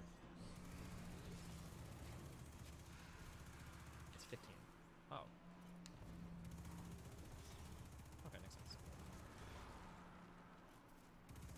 Negotiated. Okay, OnlyFans opportunities, random nude events, hugging, kissing other people. Because I've lived 30 plus years doing my own thing. Of course, I needed to have a new relationship negotiation with the consciousness that is my partner. So every relationship you have needs to be modeled between the two people in it. Let's say two for the sake, because poly makes it difficult with 4, 5, 6, 7, 8, 9, 10. So let's take the two people modeled here, Xena and Darius. So like the both of them, they need to come together and say, do we actually want the same things? And it's not going to work. And Xena already is saying, ideally, I want monogamy, but I'm going to settle for this. Don't settle. That's why it will never be healthy. Because the moment you settle, What she's saying is half true. You can't. I don't think you can settle on relationship styles. Oh, thank goodness. In my opinion, that you're gonna be like, yeah, I really want this, monogamous or open, blah blah blah, but I'm gonna do that. I don't think you can ever settle in that way. But there are gonna be some aspects of a relationship that you're going to settle on, and that's just universal. And anybody that tells you different is hard coping, because they're either honeymooning with a partner or they are using settle in a way that's different than any other person in the world. you're saying I'm losing a part of myself that I'd prefer to have, that I might even need. Are these equal But distance? I'm not gonna try to fight for it because it's impossible. The fact that Xena thinks all men, generally men, can't be monogamous when the rest of the world is mostly monogamous. Actually, this poly girl, there's a poly girl on this panel, the one with glasses. I don't know who she is, but she said it. She goes, I'm the outlier. I'm the weird one who has an open relationship. Most of the world is monogamous. Yeah, most of the world is not thinking about having multiple partners. It's not thinking about that. Like, most of the world is not thinking, oh, men are gonna cheat on me. They're just thinking bad men will cheat on me. Do you guys understand that, like, normal people, if you cheat on your partner, you're a bad person. In average society, cheating is the bad thing. It's not normal to think, oh, men will cheat. It is normal to think men Actually, will look. fire. It is normal to think men might look at porn. It is normal to think men might notice a woman who's walking next to him. But it is not normal to assume your husband will cheat on you. That is dysfunctional. We've allowed dysfunctional people like Fresh and Fit to gain this narrative on the internet, and Xena works for them, so I get it, to convince women and men that it is natural for women, or I'm sorry, for men to cheat on their wives. That is not natural. It's not, what is natural? Everything a human does is quote unquote natural, but like, it's not common. Most people aren't getting into relationships thinking, oh yes, well, my husband will cheat on me. It's like, no. Why would we think that? Unless we're all, reaching for dysfunction. If you're reaching for dysfunction, then yes, your man will cheat on you. But if you're not reaching for dysfunction and you're going for something I can more agree healthy, there. There's then a cope. obviously the There's a healthy cope. thing to do There's is a not cope cheat on there. your partner. Cheating on your partner is always unhealthy because the cheating couldn't have occurred without a lack of breaking a trust, right? I'm gonna pause right now for the super chat from Truth Marie. Thank you so much. $9.99, girl. That's a big super chat. Thank you. Says, oh my god, hold on, I'm gonna sneeze. Okay, breathe. Okay. Oh my god, I just got this worst sneeze attack. Okay. Oh, am I gonna make it?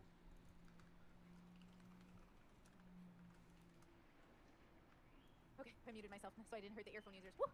Okay, so sorry, Truth Marie says, I just I just got broken up today by my girlfriend. You have any idea why she hates cheating so much? I mean, to be fair, most people hate cheating, and apparently she was cheated on in the past, so it's like a huge like pathology for her. But also, it is true that for some reason, well, not for some reason, because they're fresh and fit, that people have this idea that like it's ordinary or normal. Like for Xena saying like, oh, all men are gonna cheat or whatever. That's not true. You shouldn't go into relationships expecting that. Like if you go into a relationship expecting that as a guy or a girl, like you're already hardcore, like starting off on an unhealthy level. Like it's a super horrible way to approach a relationship.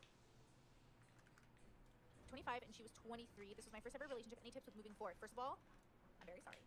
As you know, breakups are 100% about your growth and their growth, and this is a part of your story, so like get ready to like live in this moment. You're in a very interesting moment, and you're gonna get a lot of tools right now. But ultimately, like take your time, mourn the relationship, allow yourself to feel sad over it. I mean, 25 and 23, that's like, you're probably gonna remember this relationship, right? This is probably gonna be one of those really significant relationships for you. This is normal. You're having a very normal part of your 20s, falling in love and having a breakup, right? So definitely embrace the feelings of mourning, allow this person to move on, allow you to eventually move on. But you know, take your time, no rush. And eventually, when it's the right time, you'll mourn the appropriate amount of time and you'll move on. I don't think there's a time limit for what's appropriate. I think what's more important is that you've allowed yourself to acknowledge that this was important, and now we're gonna do something different. Oh, we were together for 6 months. Okay, so good news is that what a wonderful 6 months. And when it's time, you'll move on. I didn't see anyone as a teen or a young adult. I was homeschooled, same. I only did 2 years of public school, otherwise I was homeschooled. Interesting. Yeah, you got this, girlie. Give yourself time. Give yourself, are you a boy or girl actually? Marie, I'm gonna assume you're a girl. But you know, give yourself time. Write it down in a journal. Your tone seems to indicate it's not a big deal, it's a huge deal. I think cheating is a huge deal, sure. I think that cheating is a bigger deal than it needs to be because I think most people are very unhealthy emotionally and draw way too much validation from either friends or romantic partners. Okay. And the reason why cheating ends up being as big a deal as it is because people draw an unbelievable amount of validation and confidence from the affirmations that they get from a romantic partner, and when you lose those, you've basically completely and totally lost yourself. However, this is one of those things that's so unbelievably normalized, it feels stupid to even talk against it. Like when I say, for instance, it's dumb to use a house as your primary investment vehicle, that is true, that it's stupid. However, everybody does it in society, and it's so socially accepted that we like drive it as like social and financial policy, and financial advisors will even advise in favor of it Don't because care, it's so my common boy. people do it. But yeah, I mean, like, obviously cheating is bad and horrible, and it shouldn't happen. But like people that like, I want to kill myself, I want to kill myself, I want to fucking kill myself, my boyfriend had 4 months cheating, I want to fucking commit suicide. You've got problems. But hey, I mean, what do I know? Journal.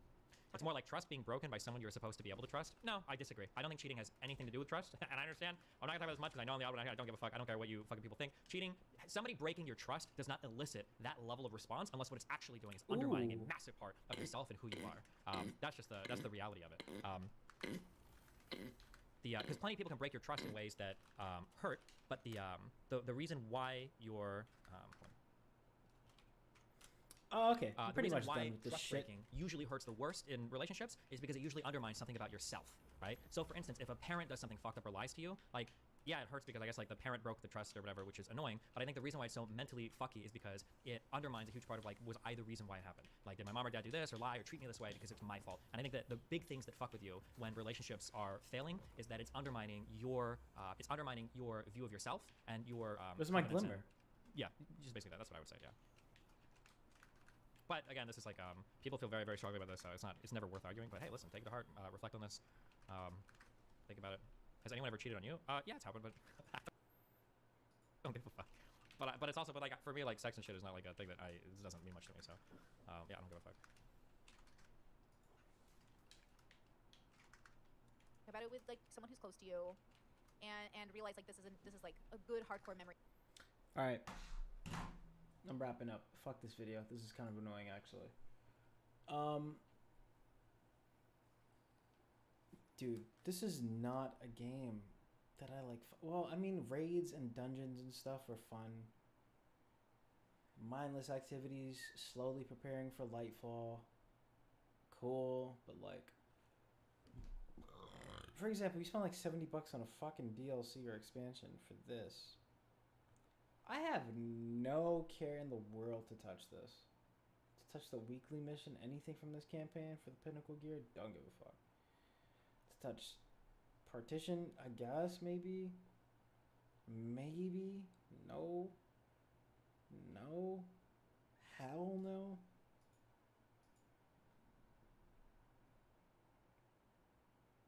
Like, why would I do any of this shit? I don't want to. I'm literally in it at this point just to see the final shape through. And even that I have like no real expectation for because I'm kind of like at the point where I'm like, well, it's just going to be regular. It's going to be the same, more of the same of what I already know from Witch Queen. Which is like, cool, Witch Queen was dope. but I don't want like Witch Queen again with just like a different story, but like the same exact model, right? Like, cool. You make interesting new, not interesting, but just like hard mini bosses, whatever. It's the same exact format though. At least in these last two DLCs, it was the same exact format, so it's kind of whack. Like, I don't know, dude. I'm expecting wild shit from the Pale Heart. Like, don't just make me face all the bosses that I faced already. Like, give me new type of boss encounters, like, every time, right? It'd be kind of dumb if we're just getting, like, oh, here's a mission where you fight Atheon again. Here's a mission where you fight Crow. Like, I don't know, like, even the seasonal shit, which is more understandable for seasonal shit, right? It's like repackage and reskin shit and put it back in here. Still whack. Still pretty fucking whack, right? At that point, I'm kind of just at the idea of, like, in a headspace of, like, just don't do seasonal then if you can't fucking keep up with, like, bringing new shit. But, like, it's understandable given everything that we know.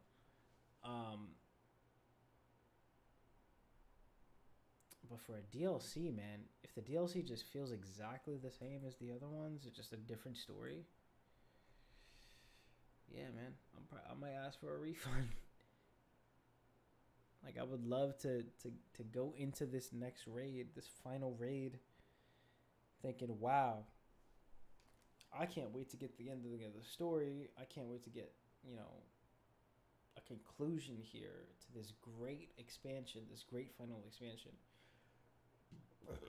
But part of me is, like, not just expecting nothing anymore, it's expecting to be disappointed, which is a problem that I have with this game.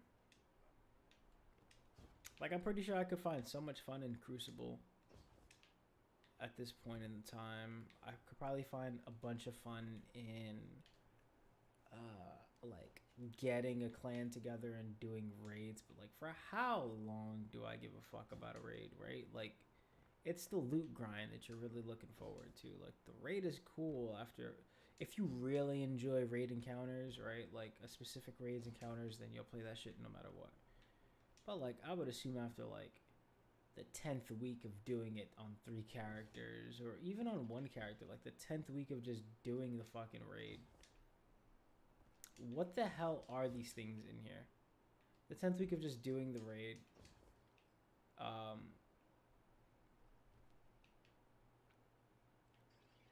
Will like prove to be whatever. So, like, how much can we really milk out of this game here? I don't think there's much more to get out of this game, man. That being said, I'm gonna go delete my entire vault right now. No, I got some space that I want to clear.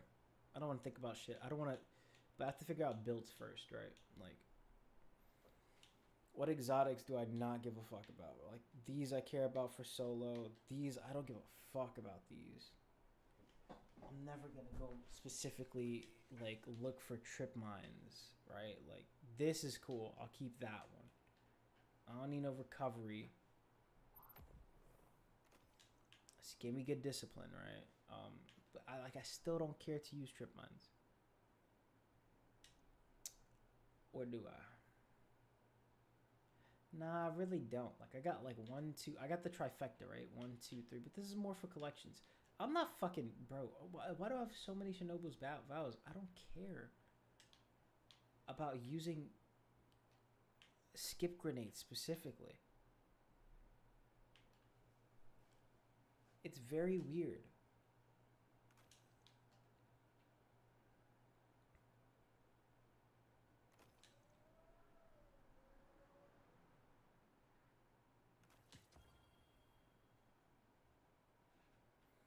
Don't care for Seal the Hamkara too. Like, bro, I might as well delete these. Like, the only things I really care about is like a bow, this for PvE, this for PvE. Like, so 1, 2, and 3. Maybe these, like, right? If I make a build for it though, this I care about.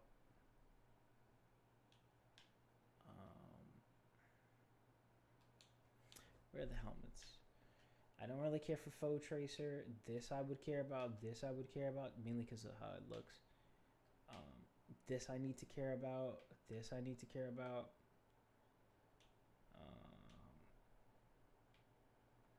No fucks given.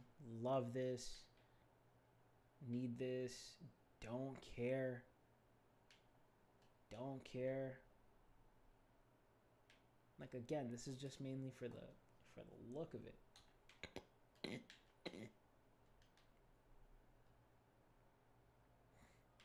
And I don't care about this either.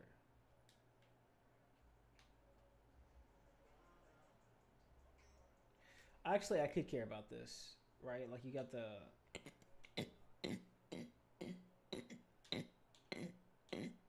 Fuck it up. It's mainly for the collection with the trifecta, but whatever. Like, I need to care about this for PvE sometimes. I don't need it. So many stompies, but I love them.